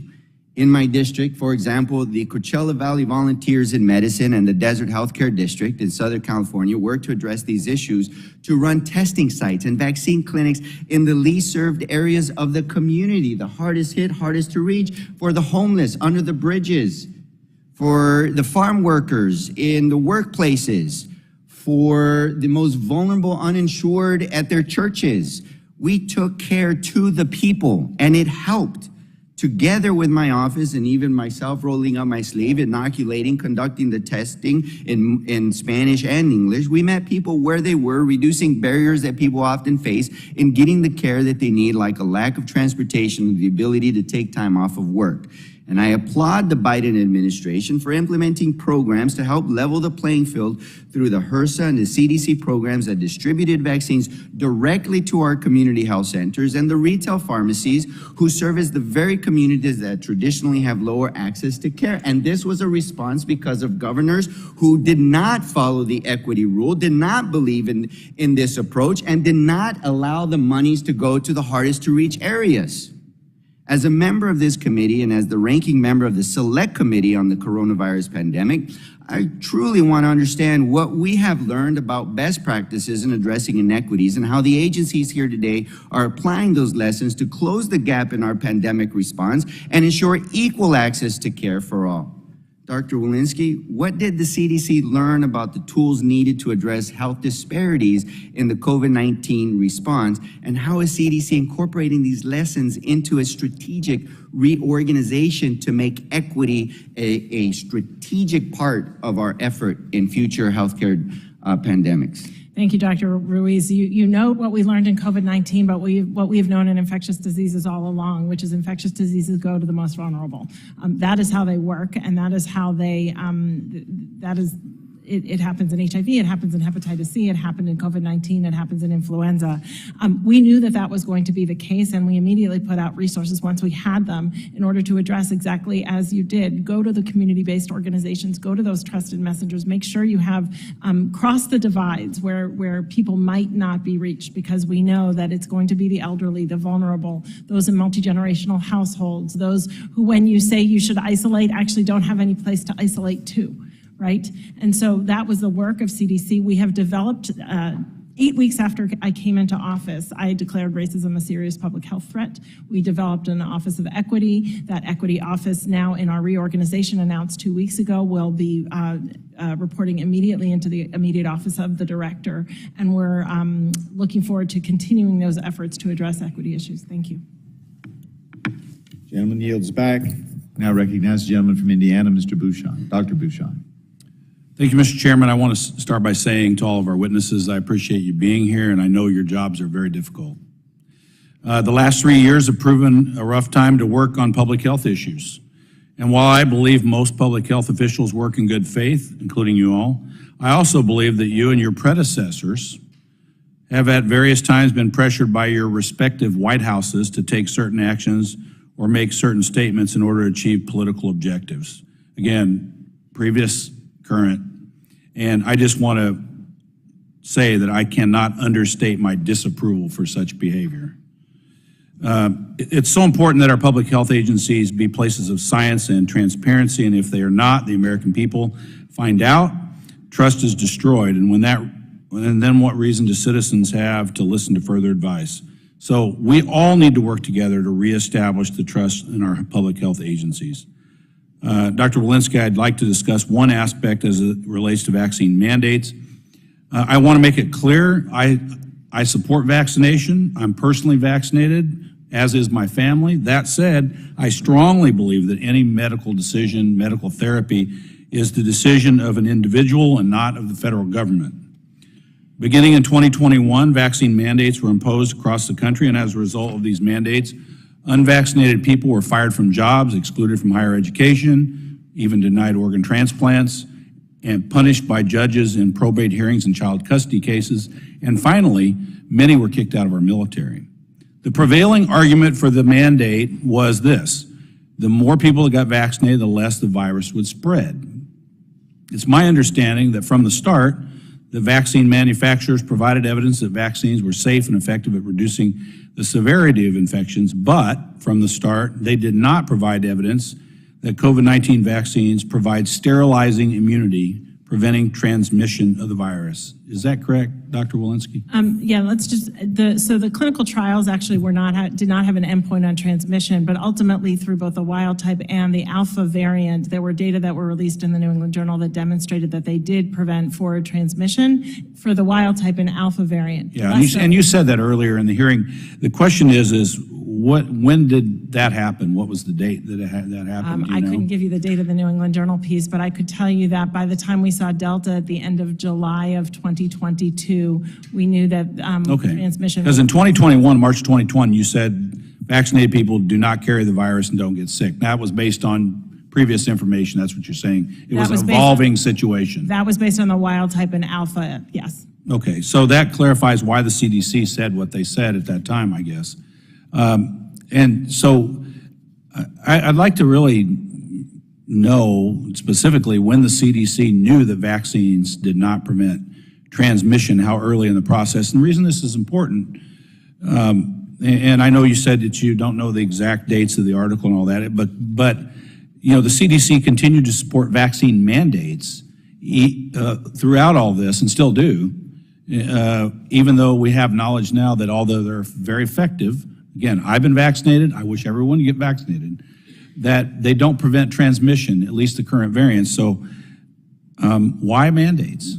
Yeah. And the FDA can answer that question too. Yeah, so maybe I do want to correct. It was July of 2021, not July of 2022, but it was after the New England Journal piece that you're speaking about. Okay. I do appreciate you're actually emphasizing the importance of vaccines and how they prevent severe disease and death. So I have a limited amount of time. So on the last question, you know, with that information, why does currently we still recommend mandates? You know, my job at the CDC is to provide the scientific data that demonstrates the safety, efficacy of these vaccines in preventing severe disease. Okay, fair enough. And I saw you. It's basically policy puzzle. It's basically policy driven, probably from the White House.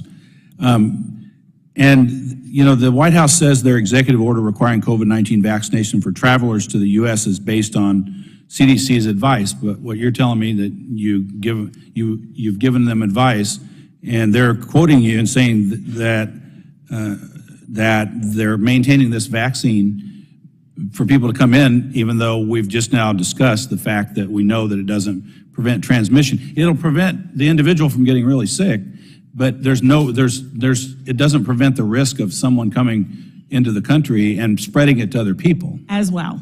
So it does prevent severe disease and death. It doesn't prevent transmission as well as it did for prior variants, but it does still prevent some. I'd like to offer. So I'm out of time, but we need to lift this mandate on travelers. It has a big impact on our tourism industry, and most other countries are doing it. I'll yield back. Gentleman yields back. Now recognize the gentlelady from Michigan, Ms. Dingle. Thank you, Mr. Chairman, and I want to thank all of our panelists for all of the work that you've been doing under not the easiest of circumstances. And I have a lot of questions, so I need to get to them, but I need to say that we are going backwards on vaccines, and we are building, I hope our hearings do not contribute to the lack of public trust. I look at measles, which has been in my community because people are afraid to get it. And I say this as someone who got hands beret from the swine flu shot and was more afraid of anybody in the Congress of the COVID flu shot. But I did my research, I got it, I didn't die, and I got every other one. So we need to make sure that we understand vaccinations save lives in all kinds of things as we are doing these hearings. We can ask questions, but let's not contribute to the lack of trust in the community. But since the outbreak of the pandemic, we've encountered new challenges with emerging variants and other diseases. Just this past fall, we saw a triple dynamic with an increase in COVID-19 cases, an earlier than usual flu season, and RSV, which hit children and seniors especially hard. In the midst of this latest challenge, we heard from parents across the country struggling to find common over-the-counter pain relievers, such as Tylenol and Advil for their kids, as well as the antibiotic amoxicillin that's used to treat all kinds of infections. You know, when you're sick and you need it, you get scared when you can't find it. So, Dr. Caleb, we know FDA can't wave a magic wand and immediately start producing more drugs when there are supply chain issues, but what can the agency do in a situation like this? What has the agency done to address these shortages? And because we're going to be short on time, what authorities or resources would it be helpful for the FDA to have to better anticipate and deal with these increase in demand and shortages? Well, as you know, the industry is increasingly developing digitized supply chains. Each company has great detail about its own supply chain, but there is no central hub. And right now, our authorities across drugs, devices, biologics are somewhat different.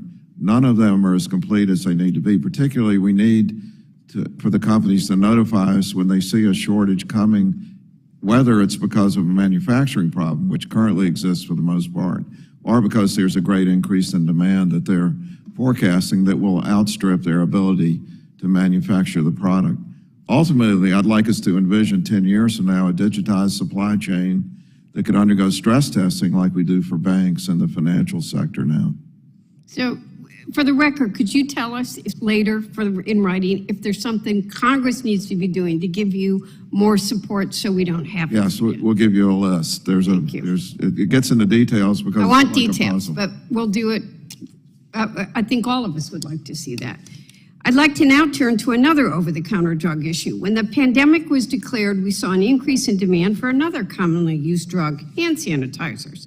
Individuals and hospitals alike were having trouble finding it, and through an enforcement discretion policy, the FDA leaned on the ingenuity of small business owners like local distilleries to start producing product. Other producers, both in and outside of the country, also increased their supply. However, we saw some producers were importing hand sanitizers that have been contaminated with benzene and methanol, known carcinogens and microbiologists that can infect and cause illness. FDA put out statements alerting consumers and asking manufacturers to recall their products, but FDA could not order any manufacturers to take their products off the shelves. Although it may be shocking to many Americans, as it was to me, because unfortunately I bought one of those hand sanitizers, FDA does not have the authority to recall most drugs, even when they're contaminated with these harmful chemicals. Dr. Caleb, can you explain how having the authority to actually order a recall would be helpful in times when a product is putting consumers at risk? Of course, most companies want their products to be good, so they'll recall them on their own. But we run into companies that don't do it and put people at risk. If we can't order it to happen, all we're trying to do is then inform the public about something that could be lethal or cause serious illness. So we really need to have the authority to do it. We wouldn't use it unless we couldn't work it out with the company. Some in the past have suggested that instead of ordering a recall when a sponsor fails to comply with a voluntary recall, FDA can simply revoke a product's approval or declare the product's misbranded. Are these options acceptable substitutes for recall authority? Why or why not? Absolutely not. Remember that in a recall, you got to go to the shelf and take what's already been there and notify people in their homes. It's not enough to say don't sell anymore. A lot of it's going to be out there in commerce. We have a situation going on outside the U.S. right now, a diethylene glycol in Tylenol and ibuprofen, which is one reason we can't just import it. We've got to have control of the situation. Thank you. I yield back, Mr. Chairman, but we've got some good areas to work on together. Thank you very much. The gentlelady yields back. Now recognize the gentleman from Georgia, Mr. Carter, for 5 minutes. Thank you, Mr. Chairman, and thank you for this hearing, Mr. Chairman. We are committed to a government that's accountable, and we need to be accountable, and so do the agencies, especially the agencies, and especially when we're talking about the government's response to COVID-19 pandemic. The American people deserve this information. They deserve answers and accountability, because there have been clear failures by this administration over the past 2 years. Still got existing vaccine and mask mandates that are, and we've experienced diverting funds away from frontline healthcare workers to COVID campaigns. It's no wonder why the American people have lost their trust in our public health institutions. I'm no different from any other member of Congress up here. I have a lot of pride in my state. I'm very proud that the CDC is in my state.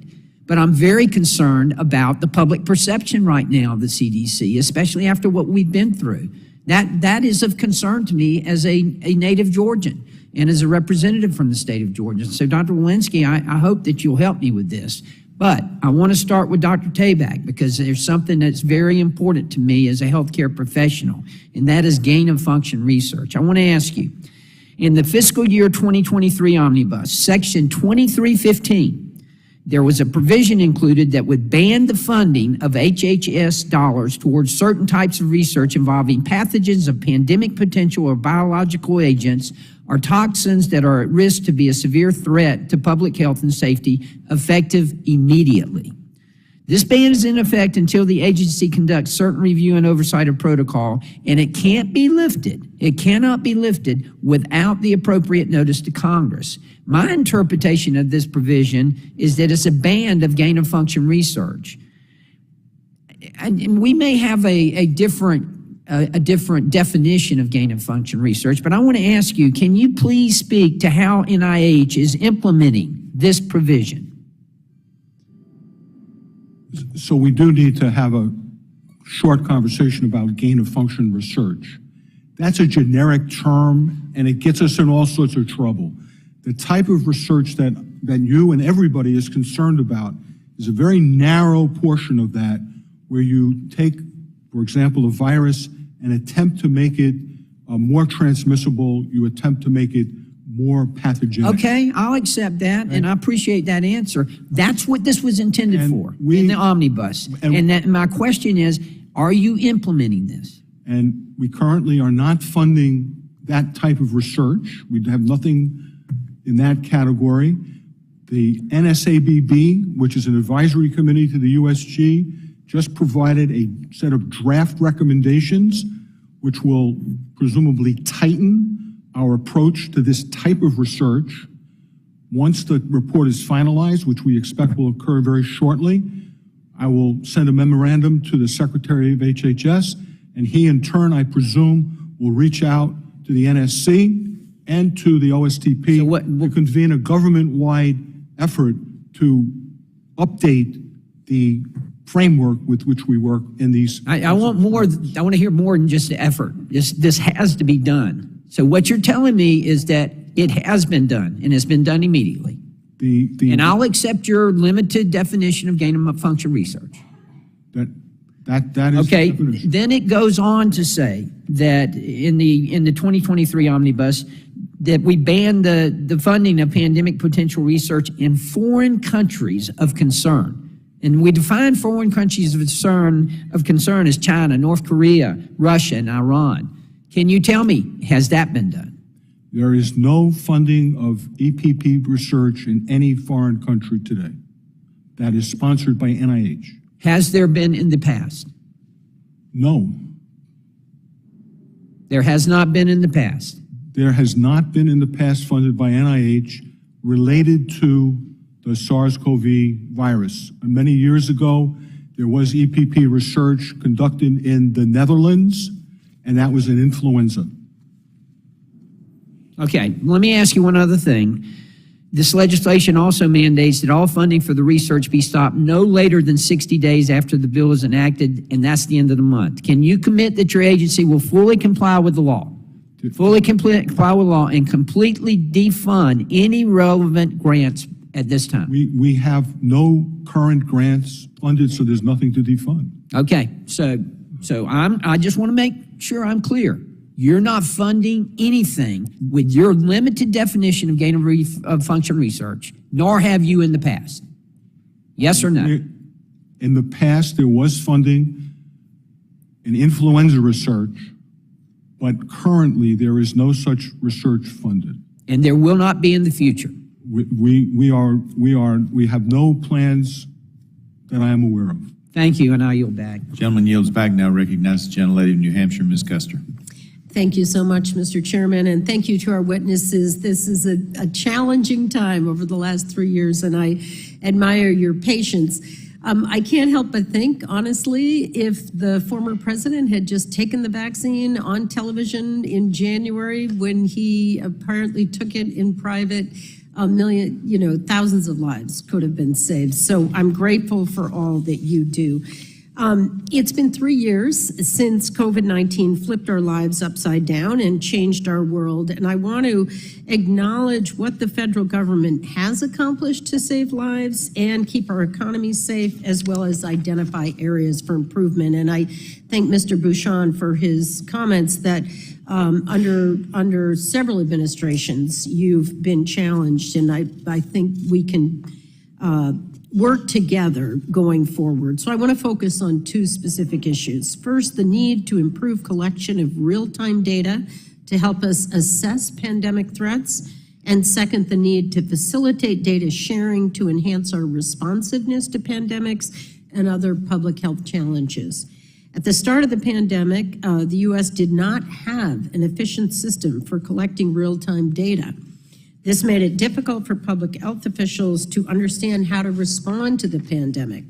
Recognizing this challenge, this Congress invested billions of dollars to build, update, and modernize data systems that served as the backbone of our pandemic response efforts. The American Rescue Plan provided billions of dollars in funding to support a whole range of COVID-19 vaccine activities that we've discussed today, including improvements to information technology to enhance the quality and availability of real-time data at the federal, state, and local level. This funding was vital, but we need a common framework that guides us through these investments.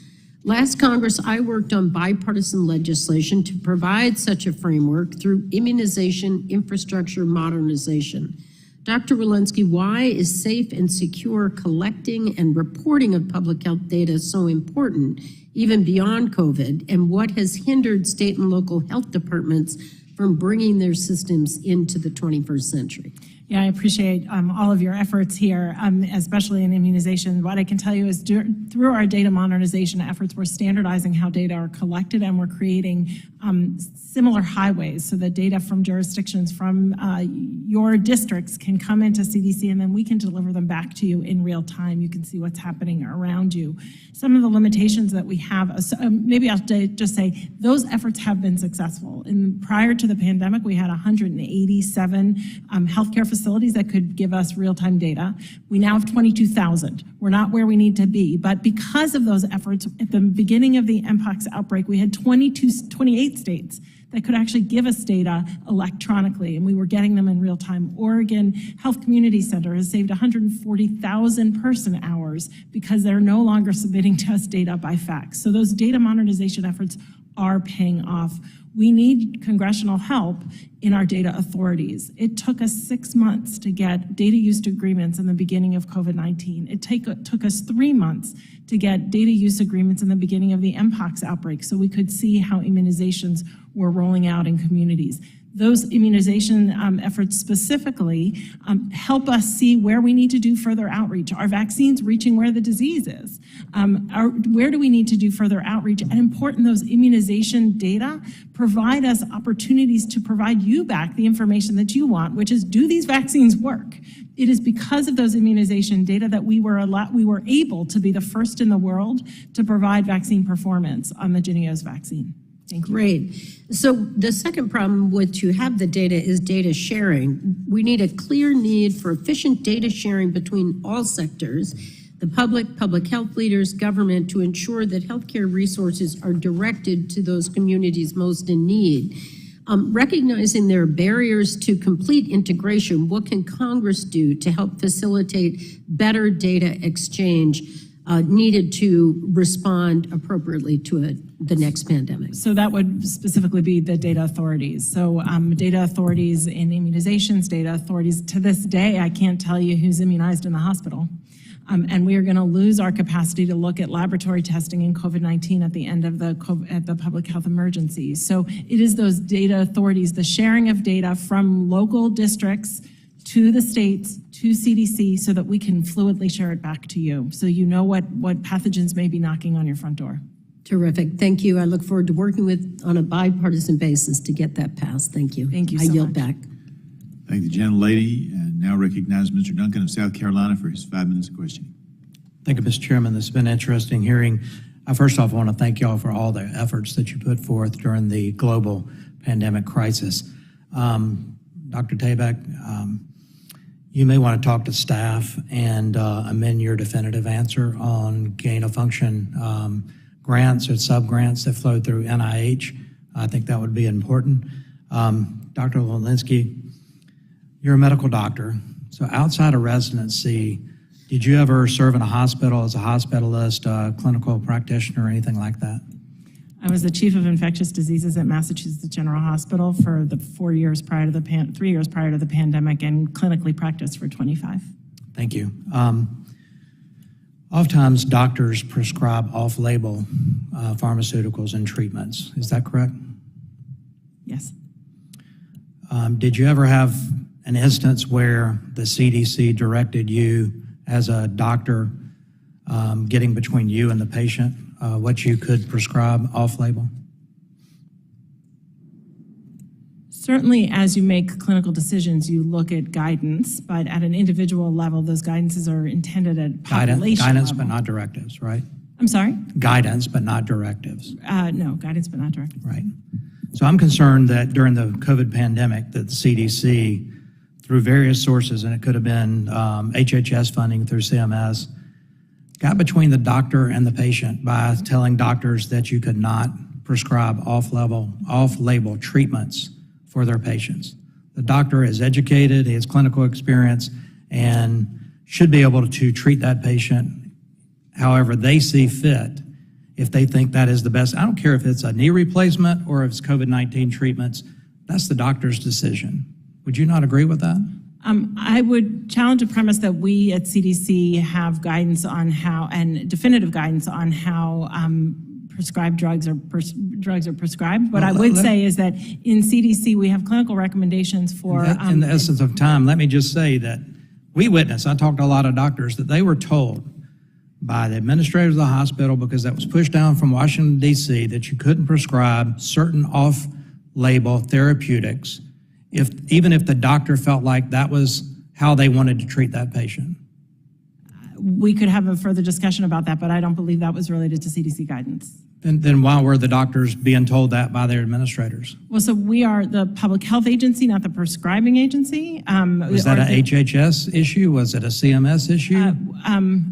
I would have to defer. I don't know. I don't know who would, but it's not CDC. There were treatments, therapeutics, that were working around the globe that doctors wanted to prescribe to patients in the United States.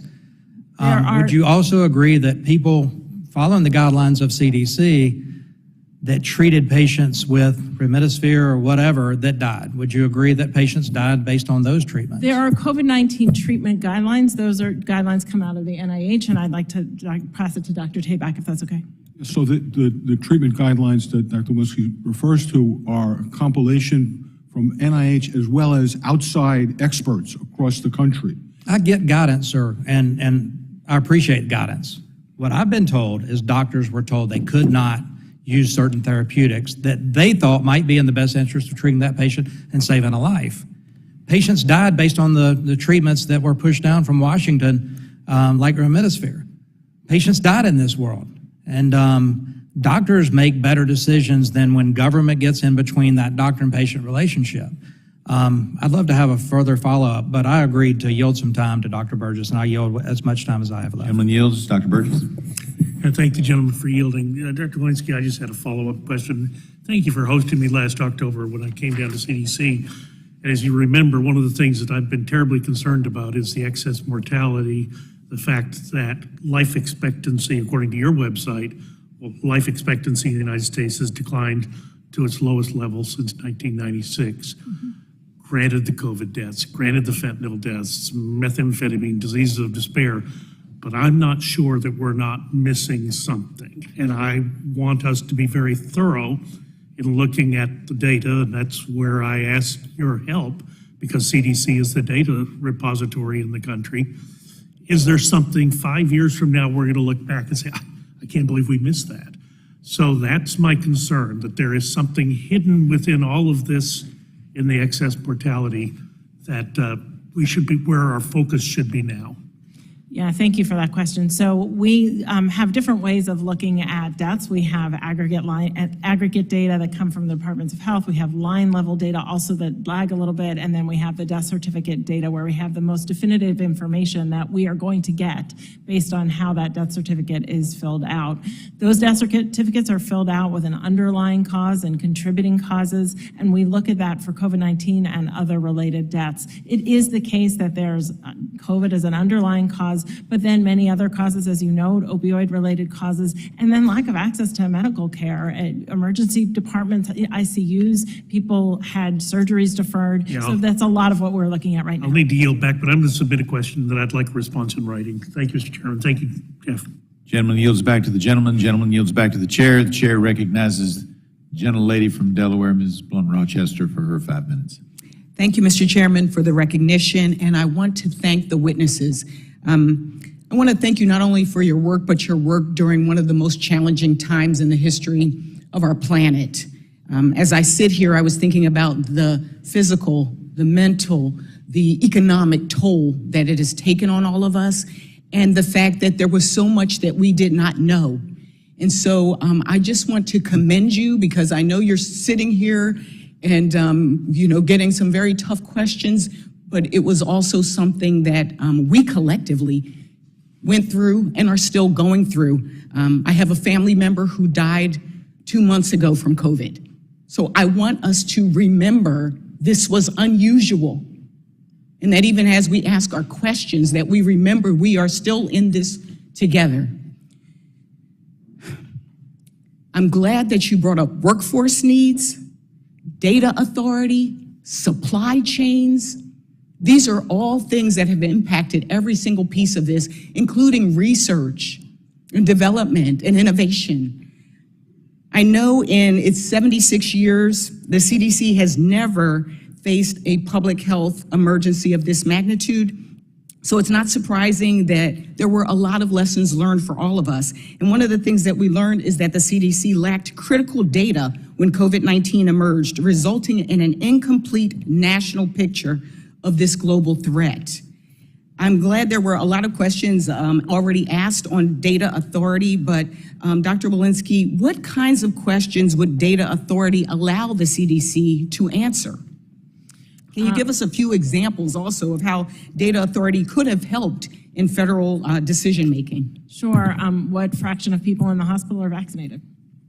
What is now we have these authorities through the public health emergency, but what is going to be our percent positivity for testing?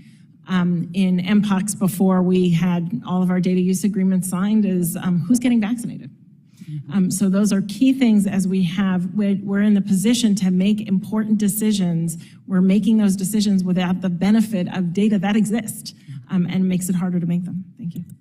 I know for me, one of the biggest things that I learned was that there were just basic things like collecting data on race and ethnicity that were not clear, and it ended up being one of the strongest indicators for death and contraction. Can you tell us what steps we're taking to bridge the gaps in data like race and ethnicity, or what more should be done? Right, so we're working through our data use agreements with each of our individual jurisdictions to be able to receive those data. Oftentimes, those data are not fully completed, and so that gives us a limited view as well. But if through our data monetization efforts, we can then standardize the data that are collected and link them, then they would immediately populate. Thank you. One of the issues that I hope is not lost or forgotten is the issue of long COVID. And I'm glad that that has also been one of the topics of discussion here. I know individuals that are still concerned, struggling. We have healthcare providers that don't really know what to do. And Dr. Tabak, what guidance do you have for healthcare providers trying to understand and treat patients with long COVID now? At the moment, there are no treatments that we know are effective against all forms of long COVID. What clinicians are doing is they are treating symptoms based upon their similarity in other disease and conditions. We hope to launch the first interventional trials using our recover cohort within the next few months and hopefully get more definitive answers than that one. I can say I am pleased that I've been working with stakeholders in this space because I, again, don't want us to forget it. This also, in addition to our health impacts, it has impacts on our economy and jobs and people being able to go to work. I ask unanimous consent to enter into the record a collection of published medical research and scientific literature from the COVID Patient Recovery Alliance. I asked for permission to enter into the record. Without objection. Thank you, Mr. Chairman. I've been working with these stakeholders, and again, as I said, I want to make sure that we don't forget those individuals and that we continue to have a focus there. We will have a lot more questions to enter into the record, but again, thank you so much for your efforts. Again, we are still all in this together. I yield back. Gentlelady yields back. Now recognize gentleman from Florida, Dr. Dunn. Thank you very much, Mr. Chairman. So 3 years have now passed since this onset of this pandemic, and I think there's a lot of lessons that we can learn. Some things our government did very well, and I think we made some bad calls too. Operation Warp Speed was a resounding success at developing vaccines and a great example of what happens when we cut red tape. I'm concerned, however, that some policies were not grounded very well. Specifically, I'm concerned about the mandates and the lockdowns. You know, when I was in med school, we were taught that mandates cause the public to distrust public health authorities. They undermine the public's confidence in our advice. And that was reconfirmed in a very large study out of Oxford, international study, 29 countries in 2021. So mandates, I think, were counterproductive. The lockdowns of economy are a new and strange concept. We never had that. That was never in the playbook for epidemiology in med school. I'm reading now economists who estimate $100 trillion damage to the free world's economy from these lockdowns. Our great-grandchildren will be paying for this. Dr. Walensky, whatever comes in the future, whatever the next pathogen is, we can never do this again. Do you agree with me?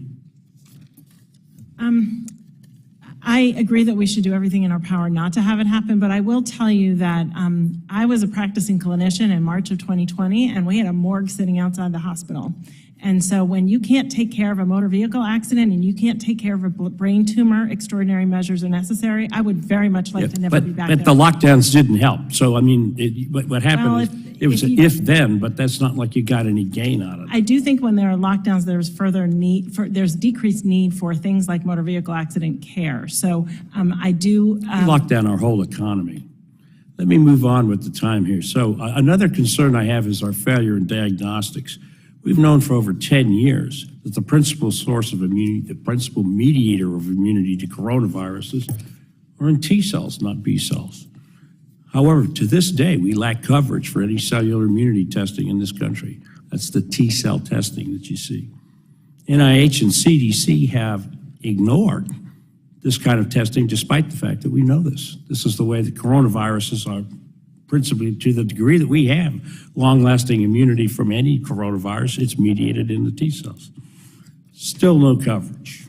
You know, the other thing you get with T cell testing is it's a test for natural immunity. So we test whether or not somebody's been infected. Imagine how helpful it would be to know who has some level of immunity, to know how many people were infected with this virus. We could still do population studies with this testing.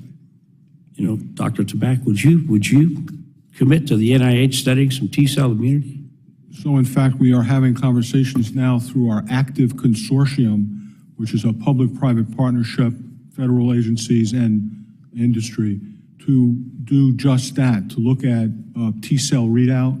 And so Please do. We are working towards that goal. Singapore studied SARS-CoV-1 and T-cell immunity literally 6-7 years ago. I mean, that's a long time ago. We've known about this for quite a while. I'm also concerned, actually, about the shortage of studies on therapeutics for early outpatient treatment. I mean, we had a guidance nationally that basically said, if you test positive, go home, quarantine, wait till your lips turn blue, and then go to the hospital, maybe we can save you. That was it. I mean, there were a lot of broad-spectrum antivirals out there of potential use. Specifically, I'm thinking about in Japan. This is not approved in America, but it's been approved in Japan. In fact, it's a generic drug in Japan, and it's favipiravir. And we just ignored it. We sailed right past favipiravir, never mentioned it, and we instead approved, Dr. Califf, we approved molnupiravir. Molnupiravir is another RNase polymerase inhibitor, but it inhibits human RNA polymerase as well as viral. Favipiravir is specific for viral. Can you tell me something about why we didn't take a look at favipiravir?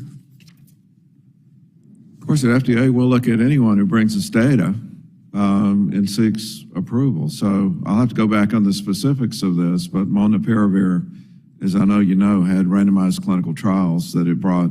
Sorry, favipiravir, when I looked in 21, had 96 trials. Well, we also have to look at the quality of the trials, so I'll have to get back with you. Japanese trials, pretty high quality medicine. You know, I think my time has expired, so I have to yield here. But I think there's some real disappointments in targeting and choice of therapeutics and diagnostics. With that, Mr. Chair, I yield back. Gentleman yields back now. Recognize the gentlelady from Illinois, Ms. Kelly. Thank you, Mr. Chair, and I want to thank the chairs and ranking members for your insights on the challenges and successes we've had faced in strengthening our response to the COVID-19 pandemic, and excuse my voice. And I want to thank the witnesses for all the work that you do. Vaccinations have proved to be a powerful tool. The Biden administration's decision to make vaccinations free was a pivotal step in our continuing journey toward health equity. In response to reluctance in communities of color to get vaccination, the evolution of COVID-19 messaging created opportunities to address challenges and create strategy around increasing confidence in public health messaging for Black and Brown communities, including continued efforts to increase vaccination rates and booster compliance. Still, bivalent booster rates continue to lag, with 19.4% of Black communities, 12.7% of Latino communities receiving updated boosters as compared with almost 30% of white communities.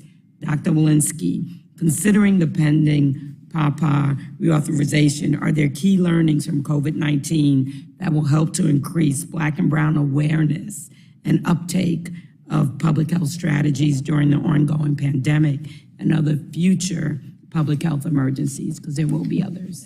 Yes, there will be others. Thank you for that question. Among the key points of our CDC moving forward is creating partnerships, results-based partnerships, and part of those partnerships is working with community-based organizations, recognizing that people know how their communities will react and people know their questions that they'd like answered. We do have programs like Vaccinate with Confidence, race and ethnicity access to community health, Let's Rise, promoting vaccine confidence. So all of these things are working within communities with people from those communities to understand what it is, what are their questions, the local questions that they have related to vaccine confidence. So I know COVID's not over, but it's waning.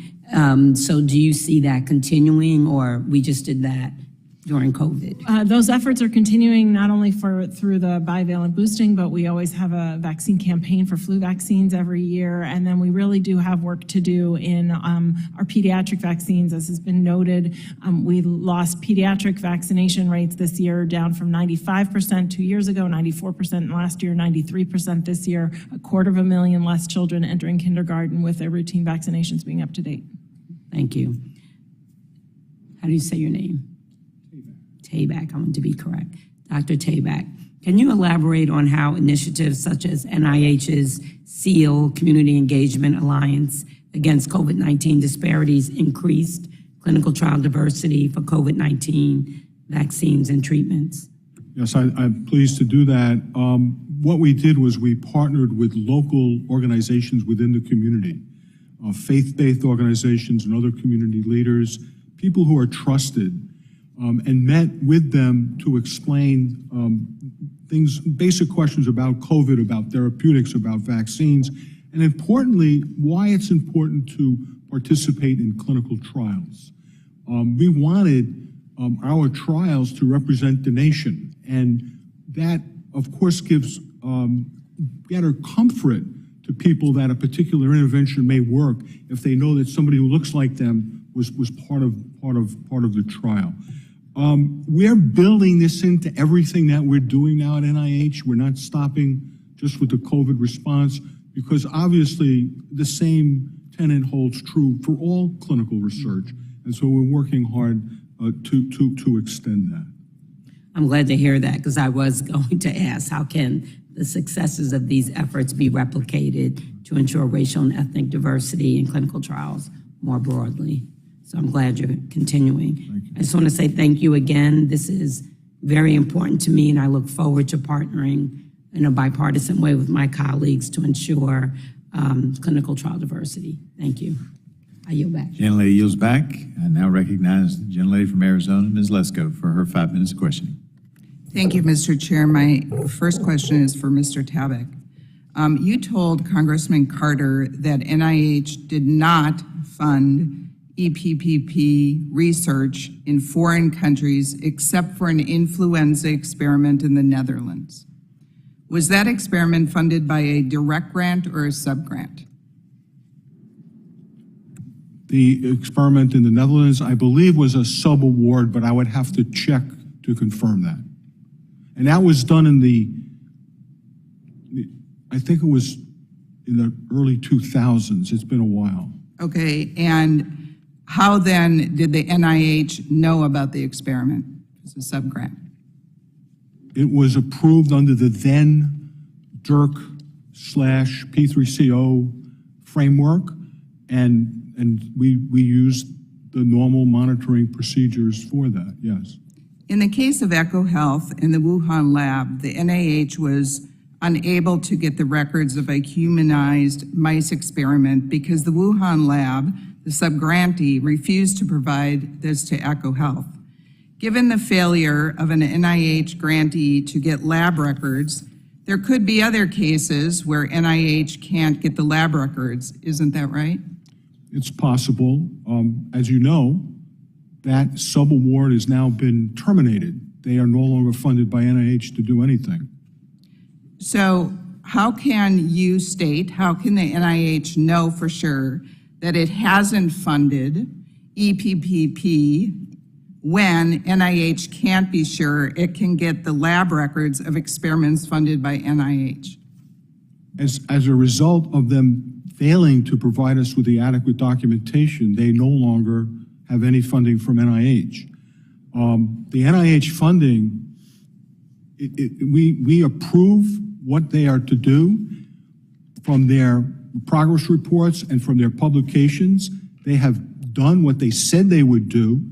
The work was commensurate with the modest sums of money that we provided to them.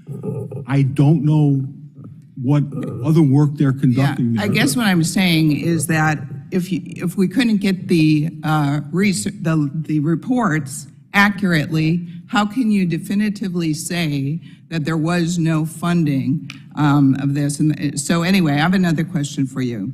As the Vice Chair of the Oversight and Investigation Subcommittee and a member of the Select Committee on the Coronavirus Pandemic, I can't stress how inexplicable the failure, I believe, of NIH oversight on the EcoHealth Alliance grant is to me. In 2019, EcoHealth Alliance failed to submit a required annual report on the research it was conducting related to the emergency of the bat coronavirus. The 2019 progress report was due by September 2019. The COVID-19 pandemic began late 2019. Despite a bat coronavirus pandemic emerging in the city where NIH-funded bat coronavirus research was taking place, NIH failed to even ask for the missing progress report until 2021, and it was still not actually submitted until months later, more than 2 years after the due date. Given these circumstances, how did the agency fail to notice that the annual report on research done by EcoHealth and the WIV was overdue for 2 years? The most important point to appreciate here is that the viruses that were under study in that sub-project bear no relationship to SARS-CoV-2. They are genetically distinct. They are absolutely unrelated to SARS-CoV-2. That's the most important thing to understand. As far as the administrative And how do you know oversight, that for sure, sir? by looking at the phylogeny by looking at the genetic sequence. It would be equivalent to saying that a human is equivalent to a cow. That's how distant the sequences of the bat viruses that they were using in this work were to the actual SARS-CoV-2. Now, the administrative overlap, the administrative issues, we concur with that. We concurred with the oversight report. We have taken steps to redress those administrative issues. Thank you. I have only 13 seconds left, so I will yield back. Thank the gentlelady, and now recognize the gentlelady from Washington, Dr. Schreier. Thank you. Thank you, Chairman Griffith, and thank you to the witnesses for being here today. I appreciate all the work you have done over the past few years with a rapidly changing pandemic and tricky messaging. We have learned a lot in these past few years, and I just want to make sure that we remember these lessons when the next public health challenge comes along. Today, there's a lot to talk about, but I'd like to focus on testing and on therapeutics. So, Dr. Califf, in your testimony, you say that the FDA is committed to continuing to use every tool in our toolbox to fight this pandemic, and I absolutely agree. As a pediatrician, I've been advocating, now we're talking years, for the use of rapid tests and masks and a multi-layered approach to keep our kids and families safe and to keep our children in school, in classrooms. And I also just want to acknowledge, Dr. Walensky, thank you for you also having that as your North Star. How can we get our children into classrooms and keep them and their teachers there safely? In fact, we did one of the first pilots in the country on using rapid tests to get kids into school.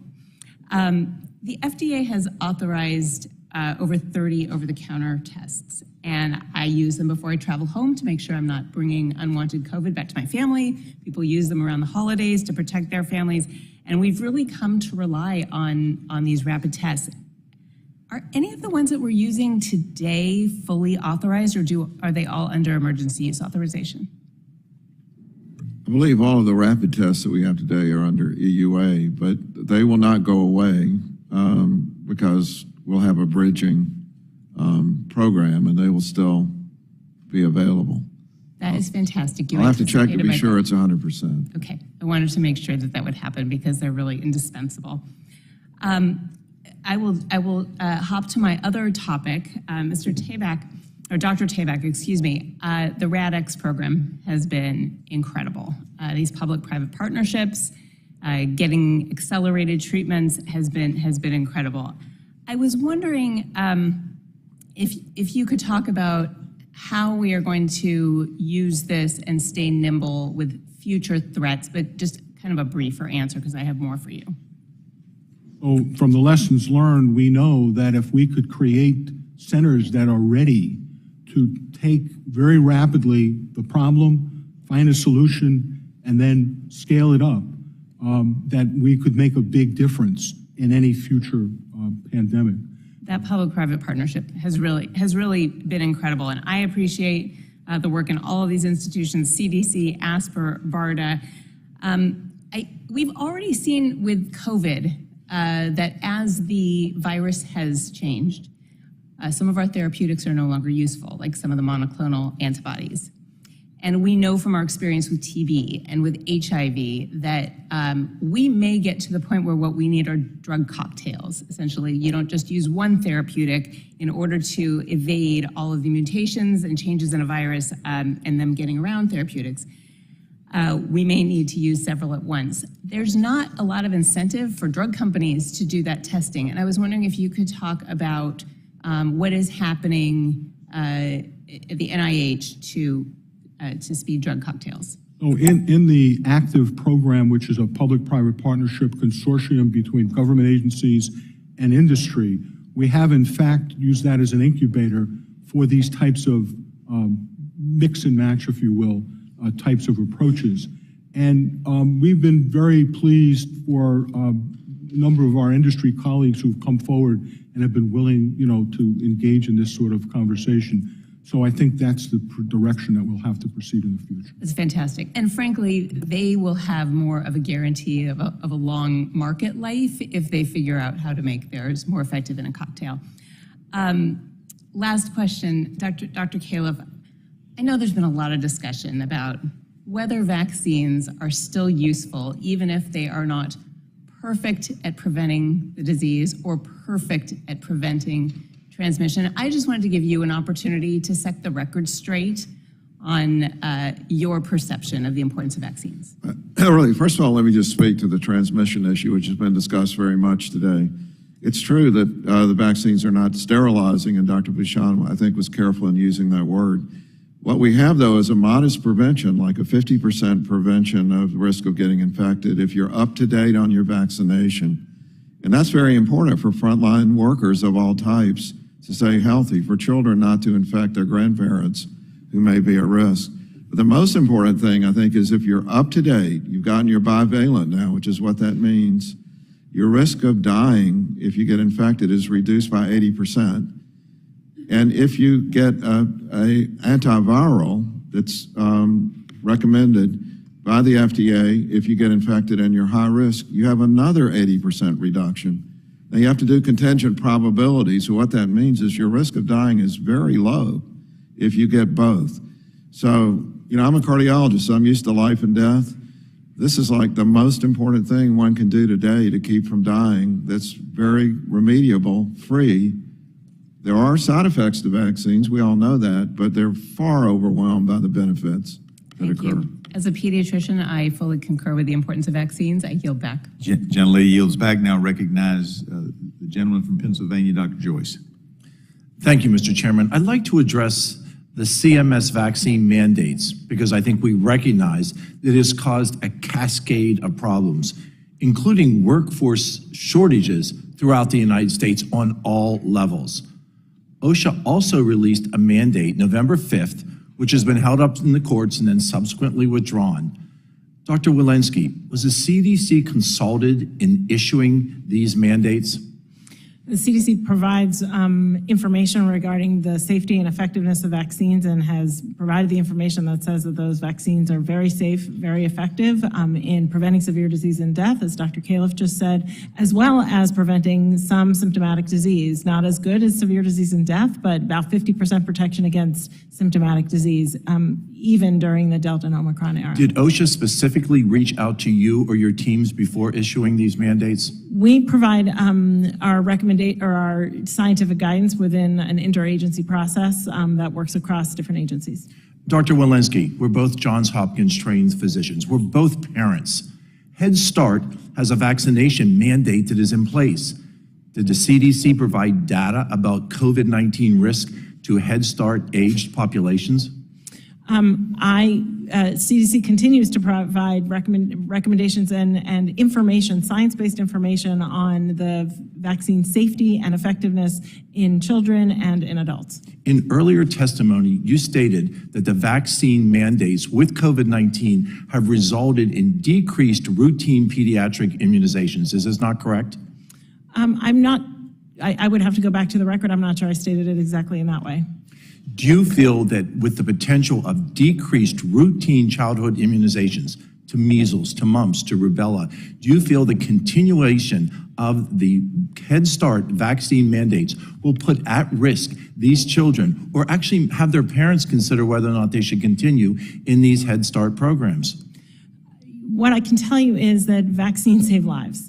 That is true in our routine vaccination for pediatrics. It is true in COVID-19. It is true in influenza. And I think we should do everything that we can to promote vaccination because it saves lives for all of these different infectious threats. I feel that we're subjecting certain populations to more risks than when we recognize that parents are not immunizing their children with vaccine mandates, which we recognize are not necessarily effective, particularly in pediatric populations. I'd like to pivot and talk about the end of the COVID public health emergency.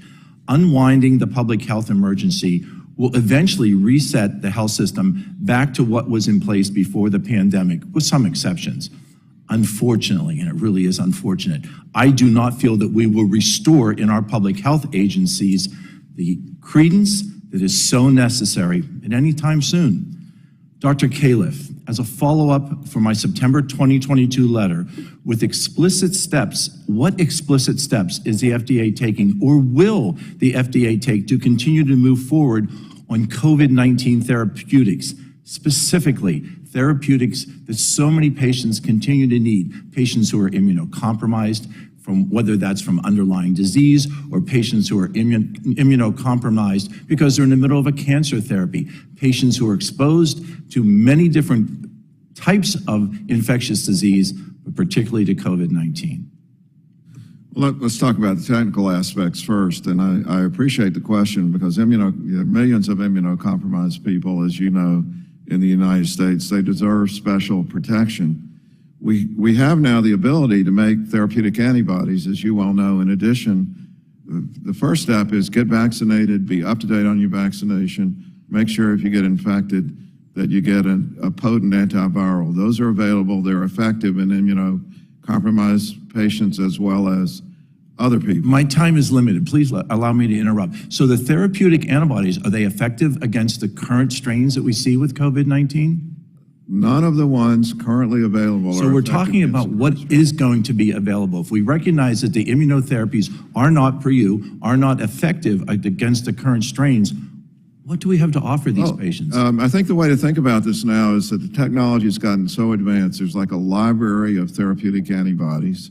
Don't be surprised if you see some that were old and didn't work against old strains. Now with the new variants actually becoming active against them. So those are constantly being tested. But we also need to work with the industry to figure out a way to make it worth their while to continue to work in this field, because what they're looking at is they make a therapeutic antibody, 3 months later there's a new variant and there's no longer a market for it. One of the real keys to Operation Warp Speed and to what came after was the government infusing money that took the risk away for the industry for being active to use all their capabilities. So we do have work to do there. But I think my time has expired. I think we have a lot of work to continue to do. And thank you, Mr. Chairman. I yield back. Gentleman yields back. Now recognize the gentlelady from Massachusetts, Ms. Trahan. Thank you. Thank you to our chairs and our ranking members for holding a hearing on the federal response to COVID-19. I want to thank our witnesses today for your testimony, for your patience, certainly for your leadership as we navigated the most deadly pandemic of our generation. The U.S. has made tremendous progress in our fight against COVID-19. As many of my colleagues have already said today, the Biden administration stood up the largest free vaccination program in U.S. history, delivered hundreds of millions of free at-home tests to households, and passed the historic American Rescue Plan, which put money in the pockets of financially strained Americans and enabled schools to reopen safely for our kids. COVID has required an all-of-government response that tested the federal government's public health system capacity, including testing and vaccine development, supply chain capabilities, treatment and medical responses, and workforce readiness. It is critically important now, more than ever, to take our lessons learned from COVID to better equip our preparedness and response systems so that we're never caught flat-footed again. For this reason, I will be introducing a bill in the coming weeks that funds a Disease X medical countermeasures program at BARDA for unknown viral threats with pandemic potential. Current funding constraints at BARDA only allow the agency to go so far, with much of BARDA's MCM development work focused on a defined list of chemical, biological, radiological, and nuclear threat agents, as well as influenza. We may not be prepared to develop and manufacture at scale future drugs and vaccine against unknown viral threats that can lead to a devastating pandemic. The Disease X Act will help BARDA to fully focus on their full list of priorities, including increased focus on emerging infectious diseases. That said, BARDA played a critical role in our response to COVID. With a decade of investments in platform technologies under flexible agreements, BARDA was able to pivot to develop COVID-19 MCMs at a rapid pace. Dr. Califf, as you know, Congress passed many provisions from the Prevent Pandemics Act as part of the 2023 Omnibus Funding Bill that was just signed into law. One of these provisions creates a platform technology designation program at FDA to support the development and review of new treatments and countermeasures that use adaptable technologies that can be used in more than one drug or biological product for novel public health threats. We saw how powerful the mRNA platform was for the COVID-19 vaccine, and now other applications of this platform are being explored. So Dr. Califf, how will this new regulatory designation for platform technologies potentially lead to faster development of vaccines and therapeutics for currently unknown emerging infectious diseases in the future? And how does FDA plan to implement this new designation? Well, you know, mRNA is the example, as Dr. Tabak already stated. When you've got a platform that can be used for multiple different therapeutics, it's a wonderful thing. But it doesn't happen overnight. So if you wait until you're in a crisis, you can't then develop the platform. This happens over years to decades. So working with our partners at NIH, BARDA, ARPA-H, I wouldn't be surprised if it has a critical role to play here. We want this to happen so that when there is a need, the platform is available and multiple therapeutics can be developed. Thank you. And as mentioned previously, provisions from the Prevent Pandemics Act were recently signed into law. While I'm pleased many of these provisions have been enacted, this cannot be the end of our work to strengthen our preparedness and our response infrastructure. So Dr. Walensky, what are some of the capabilities to detect and monitor emerging infectious diseases at CDC included in the Prevent Pandemics Act? And what additional authorities and resources are needed to prevent and respond to future pandemics? Thank you. So through Prevent, we were able to receive OTA, other transaction authority, but we were unable to receive the data authorities that we need, the workforce authorities that we need. From a workforce standpoint, our ability to rapidly respond if we are going to be a response-based agency, which we are working, but we've never had to at this size, scale, and scope. If we're going to be able to respond at this size, scale, and scope as was required over these last 3 years, we need to have the authorities that other response-based agencies do: workforce, hiring authorities, danger pay, overtime, as well as our data authorities. It took us 6 months to receive data use agreements from 100 different jurisdictions early in the pandemic in order to be able to see the data. Similarly, through the MPOX challenges over the summer, we had the same challenges in not having to be able to see the data. If you can't see the data, you can't act on the data. And that is true at CDC, but also back at the local level. We'd like to give those data back to the local level so they can respond as well. Thank you. Great. Thank you so much. I yield. Gentlelady yields back now. Recognize the gentlelady from Tennessee. Hey. Thank you, Mr. Chairman. Thank you, Mr. Chairman. Thank you to the witnesses for being here today. I want to talk to you, Dr. Walensky. According to Twitter files reported by David Zweig on December 23rd, the Biden administration was working with Twitter to flag anything that conflicted or differed from CDC guidance as misinformation. Dr. Walensky, were you or your staff in meetings, phone calls, or virtual meetings with the Biden White House administration officials and Twitter? And that's a yes or no. Thank you for the question. There's pending litigation on that, so I'm not going to get into the specifics on that today. Thank you. What about Facebook and Instagram? Similar. Given reporting that CDC was consulted frequently and at times daily and on given recommendations on what content to flag as fake or misleading on Twitter, Facebook, and Instagram, how many staff did you have dedicated to working with technology companies? Again, there's pending litigation on that, so I'm not free to comment right now. Was there any centralized guidance from you about what staff should relay as fake or misleading? Pending litigation. Regrets.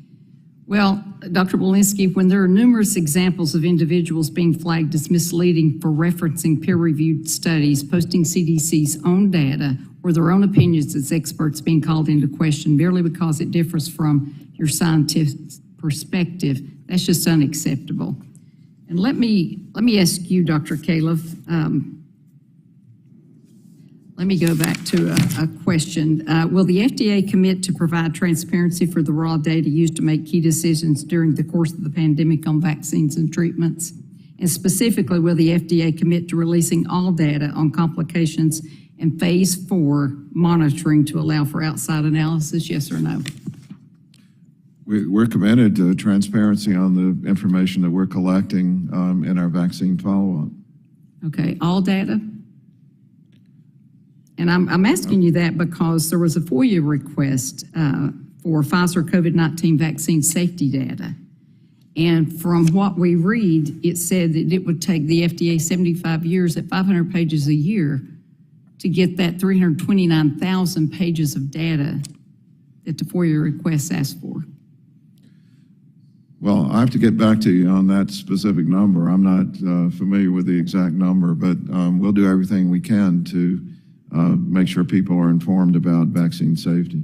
Yeah, that would be very pertinent since these vaccines are going out to the public, these boosters are going out to the public, and I don't understand, it said in the article there were 10 employees that were requested to review that data for FOIA request. And how many employees do the FDA employ? How many do you have? Do you know? We have 18,000 employees in total. 18,000 employees, but there's 10 that are put on FOIA requests. And at that rate, at 329,000 pages, and the FDA saying that they could only do 500 pages a day, it would take 75 years. But if you would get back with me on that. And I have some other questions about CPG guidances and how they're construed as law, but I'll put that in writing for you. Let me see. I've got a little bit of time left. And I have another question. If I can find it, and it's about another recent health concern. On October 31st, 2022, the Republican leadership of this committee sent a letter to the NIH raising concerns and questions about a monkeypox or an mpox viral enhancement experiment being conducted at the NIAID. This experiment involves transferring the more lethal version of the mpox virus, which has about a 10% mortality rate in unvaccinated people, with the less lethal but more transmissible mpox virus circulating in the U.S. Now, the less transmissible mpox virus has a mortality rate of less than 1%, and the more lethal virus is classified as a federal select agent. And it appears that the project is reasonably anticipated to yield a lab-generated mpox virus that is 1,000 times more lethal in mice than mpox virus currently circulating in humans. The NIH has refused to respond to the committee's letter. And as Chairman Griffith mentioned, in stark contrast, the committee asked very similar questions to Boston University about its recent experience involving SARS-CoV-2, and the folks at Boston University were very forthcoming. And because they told us exactly what they were doing and why they were doing it, we're confident they're acting appropriately.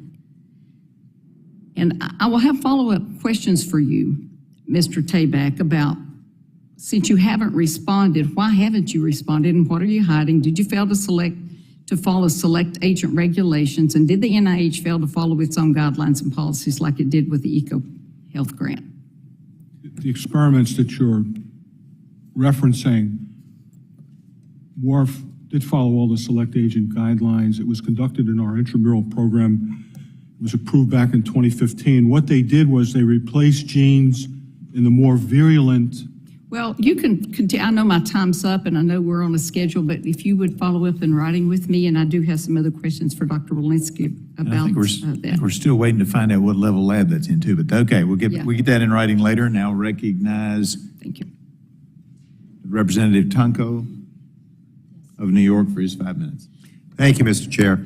The allegation that NIH-funded research in China led to the release of COVID-19 from a lab has been routinely debunked. I ask unanimous consent to submit a document for the record published by NIH demonstrating that SARS-CoV-2 and the types of viruses studied with NIH funding are too genetically distant to be directly related. We all share interest in biosecurity, but we should make decisions obviously based on facts. Happy to recognize or to admit that without objection. Would just note that with a huge hole in the data, how do we know? Without objection, so ordered. Thank you, Mr. Chair. As scientists learned more about the virus that causes COVID-19 and the best approaches to keeping us all safe, it was important that decisions made about public health guidance and investments evolved alongside it. This means that information and guidance were revised to keep up with our growing understanding of the virus. And despite criticisms of those changes, it is in the best interest of the nation to ensure that the public is armed with the best information that we have at the time. So Dr. Califf, as we've discussed, vaccination is our best shot at keeping the American public safe and healthy. Observing how the virus itself changed over time led to the development of new vaccines, like the bivalent booster, to target new variants of SARS-CoV-2. Why is it important for FDA's regulation of biologics and vaccines to be responsive to emerging science about SARS-CoV-2? Well, I think the emergence of these new variants is proof of principle right there. And if we didn't have all the research going on to look at the variants, to produce them in laboratories, to test whether it's therapeutic antibodies or vaccines, we couldn't keep up, and we would lose the effectiveness of our vaccinations over time. So just like with flu vaccines that are updated every year, we're going to need to update our COVID vaccines in the same, not exactly the same, but in a similar way. I appreciate that. And Dr. Califf, how does new scientific information from the study of an infectious disease allow FDA to better determine the safety and efficacy of new vaccines or treatments and evaluate if they are ready to be publicly deployed? Now here I would stress two types of information. One is biological information coming from laboratories, both those that are funded at NIH and what industry is doing and the community of universities around the world. It's the only way to keep up and to know that the vaccine that you're proposing actually has activity against a specific variant. But the second kind that Dr. Walensky has talked about over and over, in the end, the true test of anything the FDA does is what the effect is in the intact human being. We need an ethical deal. You think about yourself or me. When I get sick, I hope that a lot of other people have volunteered their data so that I will get the right treatment because my doctor will know. We've had some discussion about this. Doctors are smart. I'm one. I think I'm pretty smart. But I'm a lot smarter if I have the evidence. So I call a doctor alone eminence-based medicine. A doctor armed with evidence is evidence-based medicine. It's much better. It will only work if we volunteer our data and participate in research. I hear the evidence-based argument. Dr. Walensky, I know that reopening schools safely was a priority for you and the Biden administration from day one. So can you explain CDC's approach to using public health data to provide schools the guidance they need for teachers, school staff, and children to return to in-person learning? Absolutely. So as we create our guidance, and as you know, this was a priority for me. 46% of schools initially opened, 63% within months, and then by the fall, it was up to 95% in terms of getting schools back open. So we used a layered mitigation strategy. Remember, at the time, there were no vaccines for children. We were vaccinating adults, but we didn't have vaccines for children. So what were the strategies that we could use? Vaccination was one of them. Masking was another. Distance at the time when we had high levels of community transmission was yet another.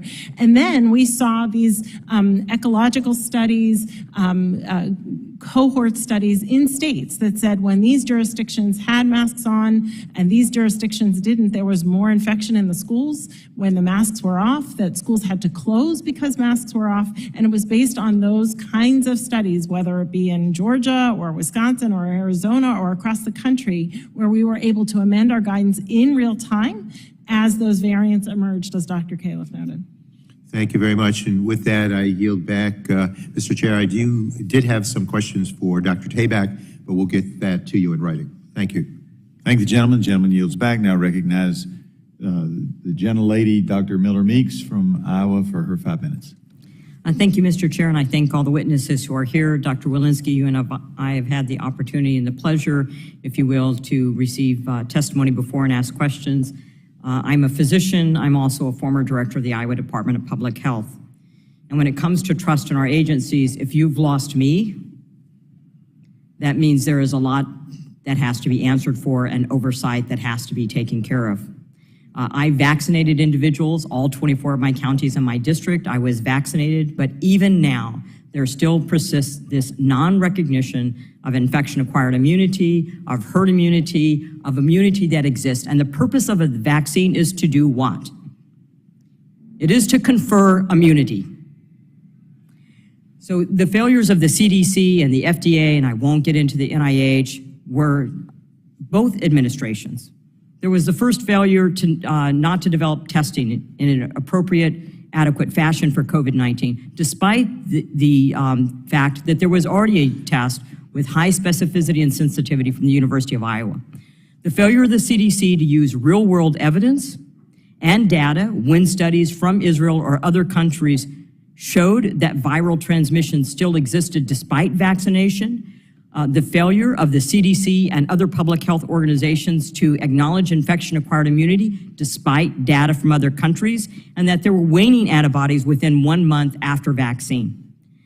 The failure to acknowledge infection-acquired immunity or natural immunity and mandate vaccines to those who already have immunity. And I put forth a bill to mandate that all insurance companies, public and private, cover for antibody testing and T-cell antibody testing to get to this point. The failure of the CDC to acknowledge myocarditis and pericarditis in young people and still advocate for vaccines in young men despite that risk, which, as we talked about finally last year, that there's a risk-benefit that has to be considered but was not considered in these mandates.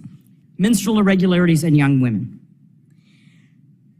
I think that when you're trying to message to the public, and I can tell you as a public health director, what I conveyed to my staff was that our credibility was the most important thing that we had in public health. And so when we can't acknowledge what are common concepts and what my local public health individuals and officers and physicians and nurses were acknowledging back at home, but we're not receiving through the CDC, has created a lack of trust in extremely important institutions. The failure of the FDA to utilize their own advisory boards when approving vaccines, especially in certain age groups, and rushing approval in these age groups, and then their slowness to advance any therapeutics. And what evidence, can you tell me, the evidence-based research that shows 6-foot distancing is appropriate? It's demoralizing and it is depressing that agencies that were once held in such esteem cannot translate and transfer research and evidence and respond to real-world evidence when they come up with strategies and policies. It's not just a messaging problem. It was a problem of bias within the agencies. So I was the sole member of Congress to advocate on Congress during the COVID-19 markups and hearings for increased funding for public health and local public health grants. So Dr. Walensky, currently states and localities must apply for a CDC grant, funding for chronic diseases, vis-a-vis different applications, submissions, and portals for each specific program and grant. Heart disease and stroke, diabetes, and 14 cancer programs, for example, all require this. These applications are burdensome. They require vast amounts of time and resources, and often states and localities must hire specific grant coordinators to handle the process. It appears that a much simpler approach, such as the grants to local public health, would be for states to work through a block grant process, submitting one application to CDC for funding for specific chronic diseases that will meet the needs of their specific state. Many of these entities already are operating on slim margins, which is also why, quite honestly, I found it appalling that less than 0.5% of the American Rescue Plan dollars in 2021, the height of the pandemic, went to fund state and local public health workers who are on the front lines of fighting COVID-19, all with tremendously innovative policy and procedures to combat the disease. Updating the grant structures to be more streamlined could reduce administrative burden for both states and the internal CDC review process. Plus, if we require appropriate reporting, we can ensure each state is putting the money to good use, something that should be a paramount focus given the alarming rates of fraud and abuse within the COVID-related dollars. Has the CDC considered this structure? Yes, thank you, Dr. Miller-Meeks, and thank you for advocating for local public health, which I think is a critically important part of one of their lessons learned as part of COVID-19. Results-based partnerships is one of the key things that we learned in our CDC review and CDC moving forward. And part of our organizational structure has actually streamlined where our local public health departments come. I can tell you as part of the $3.2 billion that went out for workforce grants, it didn't just go to states, it went to states and local jurisdictions for exactly the reasons that you know. Yeah, I think currently our local public health has the trust that the CDC is lacking. Gentlelady yields back. Recognize the gentleman from Maryland, Mr. Sarbanes. Thank you very much, Mr. Chairman. Thanks to all of you. I know this is part of your job, coming up here and testifying, but I still always feel guilty when you spend 3 hours here away from your primary responsibilities. So thank you for your testimony. Dr. Walensky, I was going to talk with you a little bit more about the whole data picture. I know you've answered a ton of questions already today about that, but I want to understand a little bit better where the line is in terms of being able to build a sophisticated and as accurate as it can be model or platform for both tracking and forecasting infectious disease, whether it's a COVID outbreak or anything else, where the line is between what you can collect through the voluntary cooperation of public health officials, private labs, et cetera, and what you can't really do without the authority to force that.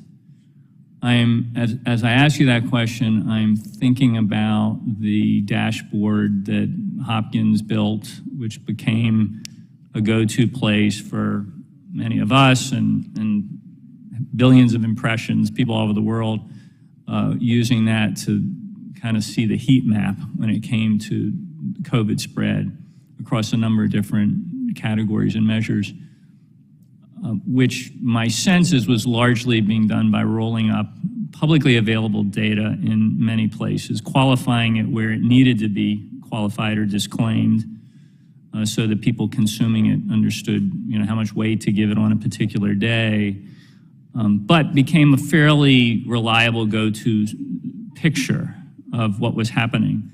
But to the extent you've signaled that you need more authority to build the kind of robust data platform and collection vehicle that you'd like to see.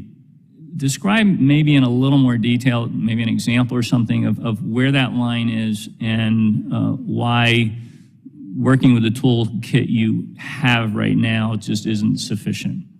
Great, thank you for that question. So I bucket it into two different areas. One is our data modernization efforts. That is building the highways.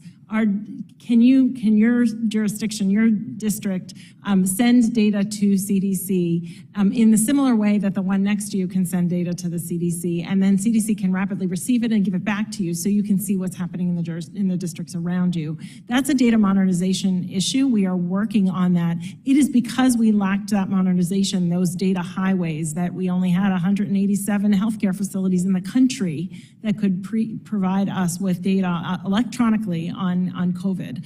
We're now up to 22,000. Those resources are being put to good use, and we have numerous examples of how we've been able to use those highways for MPOX reporting and many other things. Once those highways are built, and we will need more resources to build robust highways across this country, we have another challenge, and that is, do the cars drive on the highways? Right now, we only receive those data that are voluntarily reported in the absence of a public health emergency. So you're exactly correct. The Hopkins website does data scraping, web scraping, so that they can see what's publicly available. We at CDC would like the gold standard of what's happening at the states because it's reported from the states, but we only get that voluntarily. Even today, I can't tell you how many people have been vaccinated in the hospital. We don't have data systems that can do that. We don't have authority to collect it, and it's not voluntarily reported. So after this public health emergency is taken down, we are currently, again, working through data use agreements. We will lose data on testing, we will lose some data on immunizations. We're working through data use agreements, but that's just one infection. That's just one infectious disease. And so that leaves us really vulnerable if we don't have reporting coming to the CDC on what's happening in influenza, and what's happening in RSV, and what's happening on many of these other. Let me ask you, on the hospital front, I mean, obviously HHS and other agencies have leverage with respect to hospitals based on all kinds of other engagements. Are you saying that leverage can't be used to pull data in from those places? You have to have a separate authority to do that? Well, first of all, we would have to rely on partnerships with other agencies, and that's exactly what we did through the public health emergency, and we are receiving some of those data through the public health emergency, but we don't have that authority independent of relying on those partnerships, and it's not as robust. Not necessarily the data that are collected for purposes of CMS may or may not be all of the data that we need for purposes of tracking a new outbreak. Okay, thank you. I yield back. Gentleman yields back. Now recognize the gentlelady of Florida, Ms. Kamick. Thank you, Mr. Chairman, and thank you to all our witnesses for appearing before us today. First, is it Dr. Tabak or Tabak? It's Tabak. Tabak? Yes. I appreciate that. I've heard it multiple ways said today. I wanted to be... I answer to hey you. It's okay. Okay, I appreciate that. All right, Dr. Tabak, you've been with NIH since 2000. Do you believe that Stanford Medical School, Oxford, and Harvard hire, quote, fringe medical professors? It depends on the individual professor. Okay. Well, the reason that I ask is because on October 8th of 2020, you were CC'd on an email from the then head of NIH, Dr. Francis Collins, to Dr. Anthony Fauci. Now, I'm going to refresh your memory on the contents of this email. It says, "Hi, Tony and Cliff. This proposal, citing the Great Barrington Declaration, from the 3 fringe epidemiologists who met with the secretary seemed to be getting a lot of attention, and even a co-signature from Nobel Prize winner Mike Levitt at Stanford. There needs to be a quick and devastating published takedown of its premises. I don't see anything like that online yet. Is it underway? Signed, Francis." Again, you were CC'd on this email. Yes or no, Dr. Tabak, did you communicate with Dr. Collins with you about these doctors or the Great Barrington Declaration other than when emailing Dr. Fauci? I have no recollection of speaking to him about that. Yes or no? Are you aware of other instances where either Dr. Collins or Dr. Fauci plan to have the media publish articles to discredit other scientists or doctors during the COVID-19 pandemic? I'm not aware of any such instance. Of course. Now, as Deputy Ethics Counselor at NIH, aren't there ethical concerns about using the U.S. government to silence scientific speech, particularly peer-reviewed speech? When the stakes are so high, right, as they were during the height of COVID-19, shutting down economies, keeping kids in schools, increased rates of mental illness, addiction, suicide, et cetera. And now, of course, we know that the collusion between Twitter and the Biden administration has come to light. Does that not concern you? I'm unaware of any collusion. I know there's ongoing litigation. You know what? That's good. So I'm glad I'm going to enlighten you then. So just a few months after that email, this email that you were CC'd on between Dr. Francis Collins and Dr. Fauci, you have records of this, and I'm sure there are others. Just a few months after that, Twitter was directed by the Biden administration to deplatform multiple scientific accounts, doctors, Nobel Prize winners. They went so far as on March 14th, 2021, in internal communications between top Twitter executives and the Biden administration to say, "We are very angry. The Biden administration needs a push to deplatform these multiple accounts." These deplatforming of accounts were, of course, related to the Great Barrington Declaration. And they said, according to the Biden administration, to Twitter, that not enough had been done to silence these doctors. Dr. Tabak, did you provide Dr. Collins with any ethical counsel or advice on this matter? This is a subject of ongoing litigation, and I can't comment on anything related to the social platform. Who else at NIH did you talk to about the Great Barrington Declaration and its authors? I don't recall speaking to anybody about that at NIH, quite frankly. Okay. I know I'm running low on time, but I will say this. Contrary to some of the comments that have been made here today, and we're not going to get to the bottom of this in 53 seconds, but contrary to the comments of some of my colleagues today, actually just now, apologizing to you all for appearing before this committee, saying that we're taking you away from your primary responsibility. You have a responsibility to appear before this committee, just as we have a constitutional responsibility for oversight. That is our duty to the American people. If I were you, I would clear your schedule. This will come to light. I appreciate you all being here today. Thank you. Gentlelady is back now. Recognize the gentlelady from California, Ms. Barragan. Thank you, Mr. Chair. I want to remind the public, because there was a comment made that there had been no hearings on COVID But we did have a hearing in June of 2020 on the response to the COVID-19 disaster. And a lot of that, as I remember, was a disaster under the prior administration of the response, the lack of response, the lack of acknowledging the seriousness. And I remember even claims about you can inject bleach to deal with it. I mean, the misinformation and the disinformation is a huge concern because clearly we know it has public health impacts. And it's really unfortunate when science is not taken seriously and when the misinformation and the disinformation continues. I want to thank you for the work that you do day in and day out. I know that your primary concern is of Americans and making sure that we are doing all we can to fight infectious diseases and non-infectious diseases. Dr. Walensky, I want to thank you for your willingness to not just do the work, but to go across this country and travel into communities to meet constituents, to meet public health officials. Thank you for coming to my own district in Watts last year to talk about the importance of awareness and vaccines, something that I believe saved millions and millions of lives, and that nobody really should have doubted the numbers that we saw happen. So let me start, Dr. Walensky, with you with a non-COVID question, really.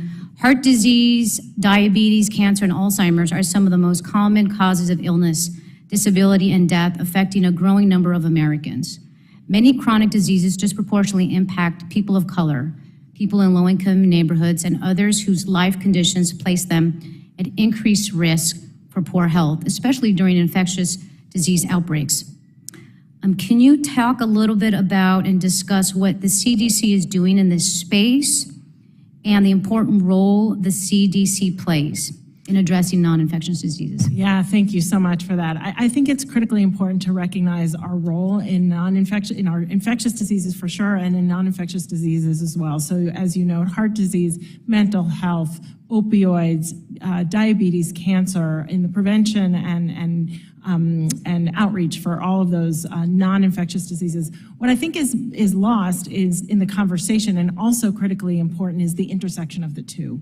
So those people who have the most severe outcomes from COVID-19 and continue to are those who have those chronic medical conditions. It is because we have a partnership in cardiovascular disease, we have that work ongoing, that we can have subject matter experts in both of those coming together when we have a public health threat like COVID-19. Similarly with Zika, devastating infectious disease for pregnant moms, maternal mortality, anencephaly in children. It is because during the Zika outbreak that we had our infectious experts in infectious disease working alongside our birth defects experts that we could rally a response so quickly. And then maybe the third very vivid example that I will give is in the opioid challenges that we're having now, over 100,000 deaths per year.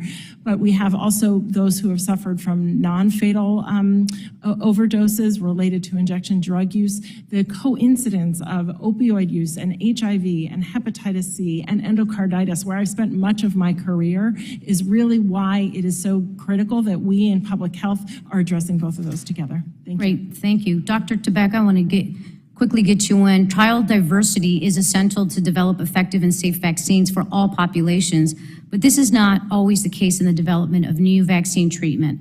While developing multiple COVID-19 vaccine candidates in record time, the NIH did include a diverse pool of trial participants. Dr. Tabak, how was the NIH able to achieve this, and why is it important as we think about future pandemic preparedness? We were able to do this first by encouraging the vaccine manufacturers to ensure that they included a diverse population. But we also had to gain the trust of the individuals, particularly from marginalized communities. And we did that by taking advantage of equities within those communities, trusted persons, pastors, pharmacists, and so forth within the community, who would allow us to share information about COVID, information about vaccines and therapeutics, and of course, the reason why it's important for all people to participate in clinical research. Great, thank you so much. My time has expired, I yield back. Thank you, gentlelady. Now recognize Mr. Palmer of Alabama for 5 minutes. Thank you, Mr. Chairman. I think the largest frustrations with your agency's handling of COVID is with the information released on masks and the vaccine. Up until 2022, CD guidance was used as a premise to keep children as young as 2 years old in masks on public transportation and in the schools. One of the things that really struck me was the video of a 2-year-old and his family being kicked off a plane because the 2-year-old wouldn't wear a mask. I have 3 kids. I remember being 2, and that would have been a challenge if the kid didn't want to wear the mask. Randomized controlled trials are described as the gold standard for producing robust evidence for public health guidance. Randomized controlled trials, otherwise known as RCTs, could have provided strong data about the effectiveness or ineffectiveness of forcing children to wear masks in the classroom. Mr. Tabak, are you familiar with the Cochrane Review on masking that was recently published? I am peripherally aware of that, but of course this is in the expertise of the CDC director. I would defer to her. Okay, Dr. Walensky, are you familiar with that? I am familiar with that. Thank you. And you're also then aware that the study basically said that it really didn't make much difference, even if you wore an N95, whether for influenza or COVID. I would love to address that Cochrane Review. I know it well. So Cochrane Review looked at randomized controlled trials related to COVID-19, but other respiratory viruses. Of course, COVID-19 is different because it has pre-symptomatic transmission rather than post-symptomatic transmission. Rather than alone post-symptomatic transmission. One of the limitations of that study, in addition to the fact that it included randomized trials from before COVID-19, was that, and it's stated in the study, is that people actually had limited uptake of using masks. So of course, randomized trials that look at mask use, but people are not wearing them, are going to have limited For the record, it was 9 studies and over 276,000 people. That's a pretty. But if they don't uptake the intervention, then it's not going to prove working. It is also the case that our masking guidance was very much related on cohort studies and many other studies. Randomization, as you can imagine, of a mask versus no mask approach during the height of the COVID-19 pandemic would have been a challenge. All right, but once the CDC imposed this mandate and public pressure forced you to lift it, how many randomized controlled trials, and I'll go back to Mr. Tabak, Dr. Tabak, did the NIH fund concerning the effectiveness of children masking in the classroom setting? I'm not aware of any. So you didn't do any? I'm not aware of any. I would have to check to make sure that. You know, that's part of the problem with this is that I had doctors who spent years in medicine tell me that the masks were not effective. And yet, these were being forced on people. They're forced on school kids. And, you know, when you combine, particularly young kids, we're seeing the devastating impact that it had on their educational attainment. And it kind of surprises me that the NIH, CDC didn't do any follow-up testing, even while this was going on, to determine the effectiveness of this and the impact it was going to have on kids. Yeah, I appreciate, you know, in order to do a randomized clinical trial, you need to actually have equipoise in the question. And ultimately, what happened is that there were so many studies that demonstrated time and time again in the height of COVID transmission that masks were working to prevent transmission, that I'm not sure anybody would have proposed a clinical trial because, in fact, there wasn't equipoise to the question anymore. Well, let me ask you this. It was reported, Dr. Walensky, it was reported by Bloomberg, Fox, that CDC altered its guidance for public schools numerous times after getting influenced, pressured, scolded by the teachers' unions.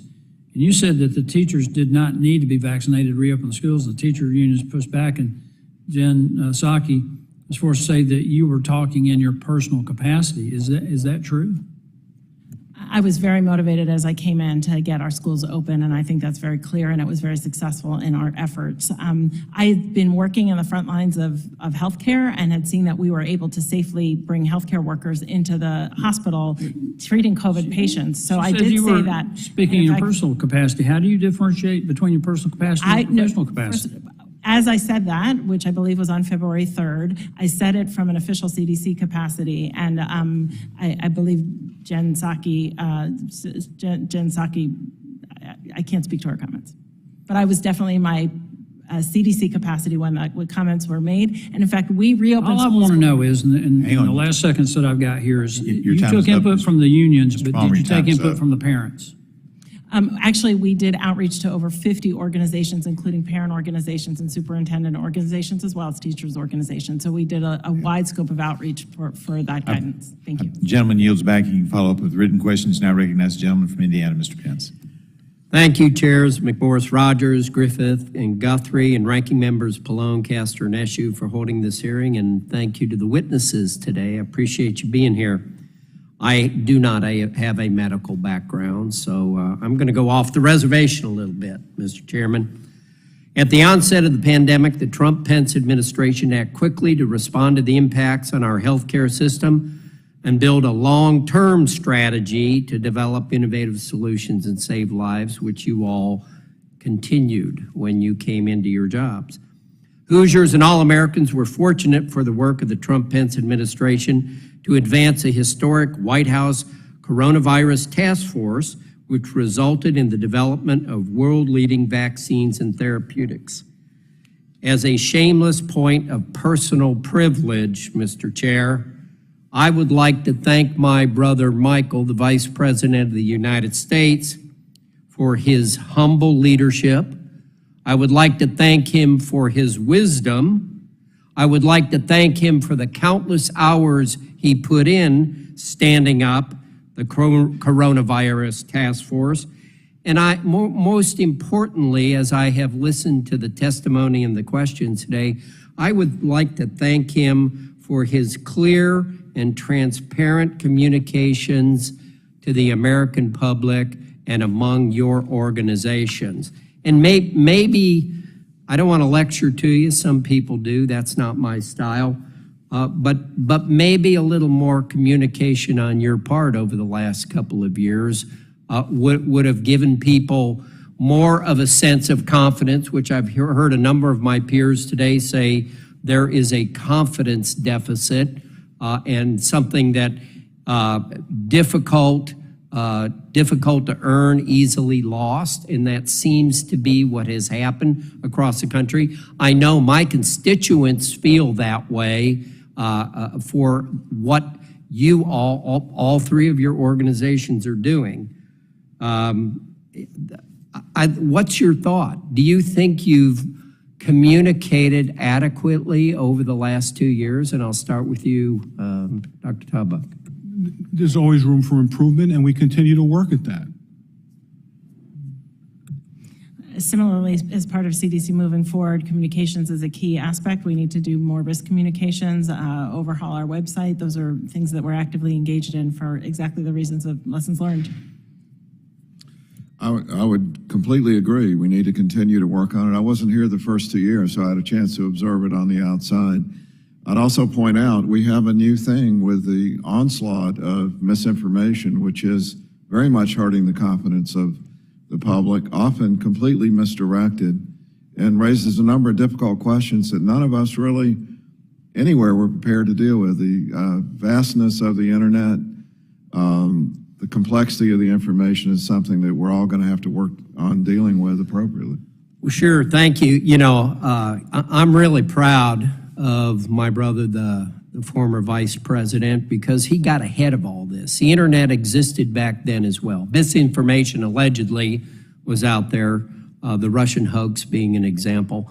But I would encourage you all, then, if you should get out and talk, if you should communicate with the things you've done or plan on doing, get ahead of the communication. The American people and the people in the Indiana 6th District would very much appreciate. With that, I yield back.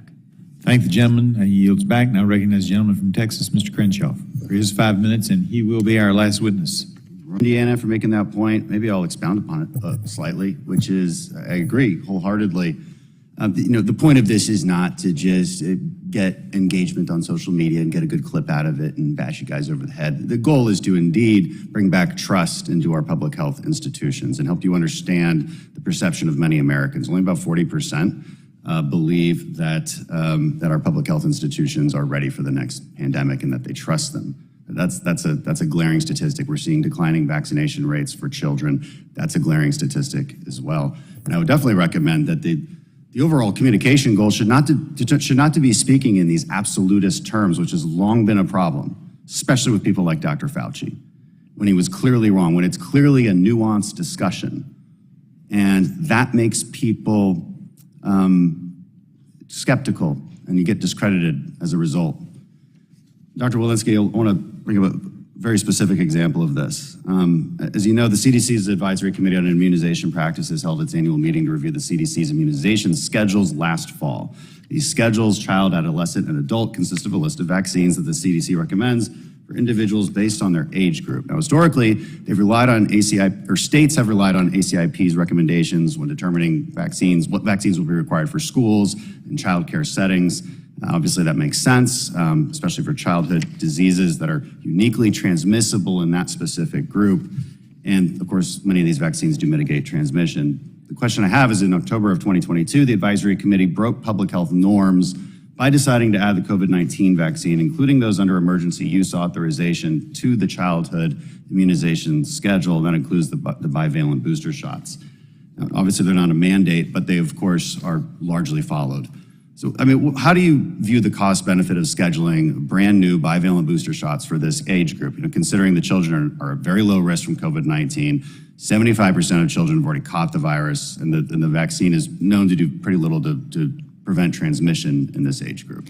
I'm really grateful that you asked that question so I can correct the record here so that everybody understands. First of all, we've had 2,000 pediatric deaths from COVID-19. It's the #1 respiratory and infectious killer that was just published last week in JAMA. So less deadly than to an 80-year-old, but still deadly for a pediatric infection.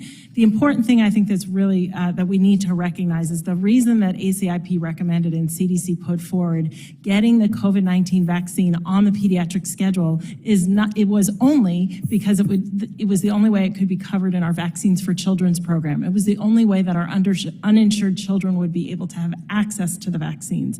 That was the reason to put it on the schedule. It can't be eligible for a Vaccines for Children's program to be available to the uninsured unless it is on that schedule. That was the reason to put it there. Thank you for allowing me to correct that. Okay. I want to move to the FDA and kind of a different subject. And the subject is this. We're going to have a lot more hearings like this, where we need to fix this problem where we have innovators throughout the United States who want to save people's lives, and the FDA crushes their dreams and crushes their potential. Their investors pull out. They have no chance of getting through the burdensome clinical trial process that the FDA imposes upon them, nor can they even communicate with anyone at the FDA to figure out what they even need to do. It's a glaring problem.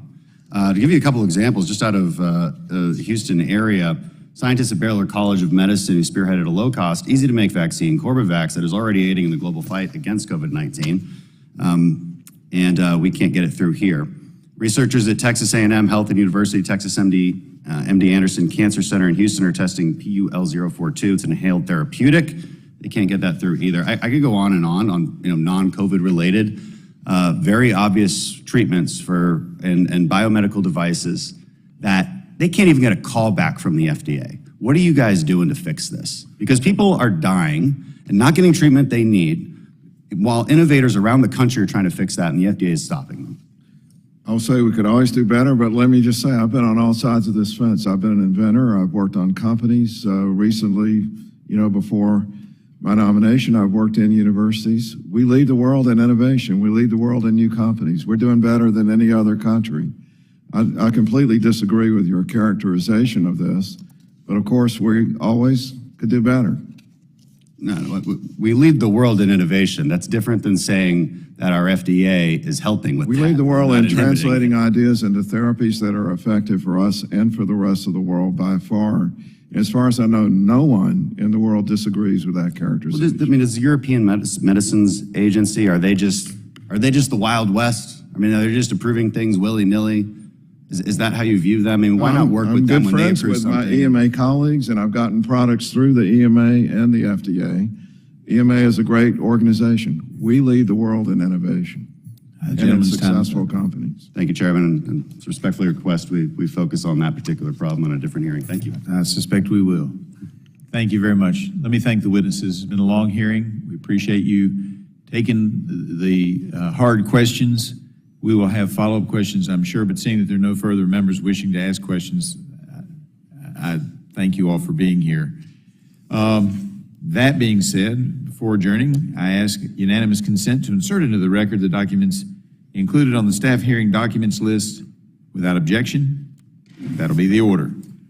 All right. That being said, pursuant to committee rules, I remind members, that would be you and me, Kathy. I remind members that they have 10 business days to submit additional questions for the record, and I ask the witnesses to submit their response within 10 business days upon receipt of the questions. As you know, several people didn't get through their questions and said they were going to provide you all with written questions. We would appreciate those being answered. Without objection, subcommittee is adjourned. You did a great job.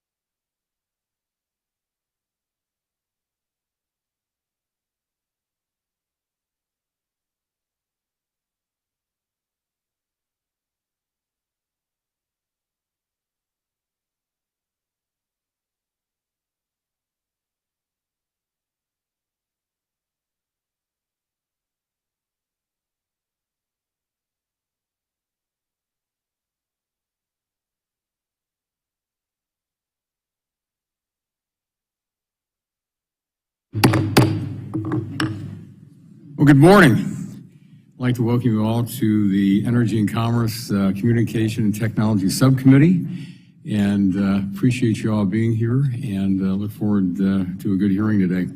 Before I begin, first of all, I'd like to congratulate our ranking member, the gentlelady from California, and look forward to working with you this year, and I know it's going to be a good relationship. And I just think that we can get a lot done this Congress, and as I said, I'm looking forward to a lot of good things. But as I said, again, good morning to the 118th Congress, and it's a privilege again to have you all here as our witnesses. And it's been over a decade since the subcommittee held a hearing dedicated to understanding the satellite communications marketplace and the FCC's role in licensing, commercial satellite communication systems. Since then, how satellite technology is used has changed drastically. Our esteemed panel before us has experience across the full range of satellite communication technologies. Satellite technology offers a variety of services spanning high-speed broadband and video delivery to data services that enable precision agriculture and global financial transactions. Today's hearing is the first step this committee is taking as we take a close look at these novel issues. In recent years, satellite communication capabilities have dramatically advanced, and satellite operators have identified new ways to serve customers with greater speed and reliability. Many satellite operators currently operate or are seeking to operate different types of satellite constellations. Some satellite systems operate in geostationary orbit, while others operate closer to Earth in non-geostationary orbit. Satellite operations are also global in nature, which adds an additional layer of complexity when developing and operating systems. Because satellite systems rely on radio spectrum to operate, the use of this spectrum raises complex challenges that U.S. and international regulators must address. In the last few months, satellite operators and cellular carriers have announced partnerships to stretch connectivity further into rural and remote areas. International standard bodies are also making progress in identifying technical specifications for greater integration of 5G with satellite communications technologies. These are significant developments that may provide new or enhanced opportunities to connect unserved Americans. We must also ensure continued American leadership in advanced communication services. In order to do that, our regulations must foster an environment of innovation and certainty. As countries like China seek to dominate the technologies of the future, we must make the United States an attractive place to invest in cutting-edge developments that align with American values and guarantee the availability of trusted satellite communications. The FCC plays an important role in licensing new or enhanced satellite communication systems. It is important we understand the current licensing and regulatory process and the impact these rules have on our international competitiveness. Again, thank you to our witnesses for sharing your expertise today. And again, I look forward to today's discussion. And at this time, the chair recognizes the gentlelady, the subcommittee ranking member from California, for 5 minutes for an opening statement. Thank you very much, Mr. Chairman, and it's a privilege for me to be sitting on this dais with you, and I look forward to working with you on these issues that will impact all of America. It's an exciting day, and it's no exaggeration to say that our subcommittee has more bearing on the United States technological leadership in the 21st century than any other. From expanding affordable broadband access to developing the next generation of communications network, we have a unique opportunity to promote innovation and equity in technology. I'm excited to get to work continuing the subcommittee's strong tradition of bipartisanship. Today's hearing on the satellite marketplace is a perfect example of that cooperation in action. This hearing is both important and timely. As Chairwoman Rosenworcel has said, the number of applications for satellites before the FCC has never been higher. For the United States to remain the pace setter in satellite communication, the number of applications for satellites before the FCC has never been higher. For the United States to remain the pace setter in satellite communication, we need to modernize satellite governance to keep up with innovation. Thankfully, both Congress and the FCC are focusing on modernizing satellite regulations to ensure that they are prepared for the next generation of innovation. Chairwoman McMorris Rogers and Ranking Member Palone's SAT Streamlining Act will introduce important updates to the FCC's satellite laws. For too long, the licensing process at the FCC has fallen short of what the market needs, and this bill will help. Ranking Member Pallone and Chairwoman Rogers also teamed up on the Secure Space Act. As an original co-sponsor of the Rip and Replace bill, I'm glad to see additional bipartisan engagement on a vital national security issue. In the same way, our Rip and Replace bill will remove vulnerable network gear from companies like Huawei and ZTE. The Secure Space Act would extend these protections to the satellite ecosystem. And since we're on the topic, I'd like to take a moment at this hearing to remind everyone that we still have urgent work to do on the Rip and Replace effort. The funding shortfall is real, it is urgent, and I'm ready to get the job done with you. But back to today's hearing, it's important to note just how much progress has been made by the FCC over the past few months on satellite issues. Last year, Chairwoman Rosenzweig announced a plan to form the Space Bureau to better support the needs of the growing satellite industry. The Chairwoman is also turning a critical eye toward the FCC's process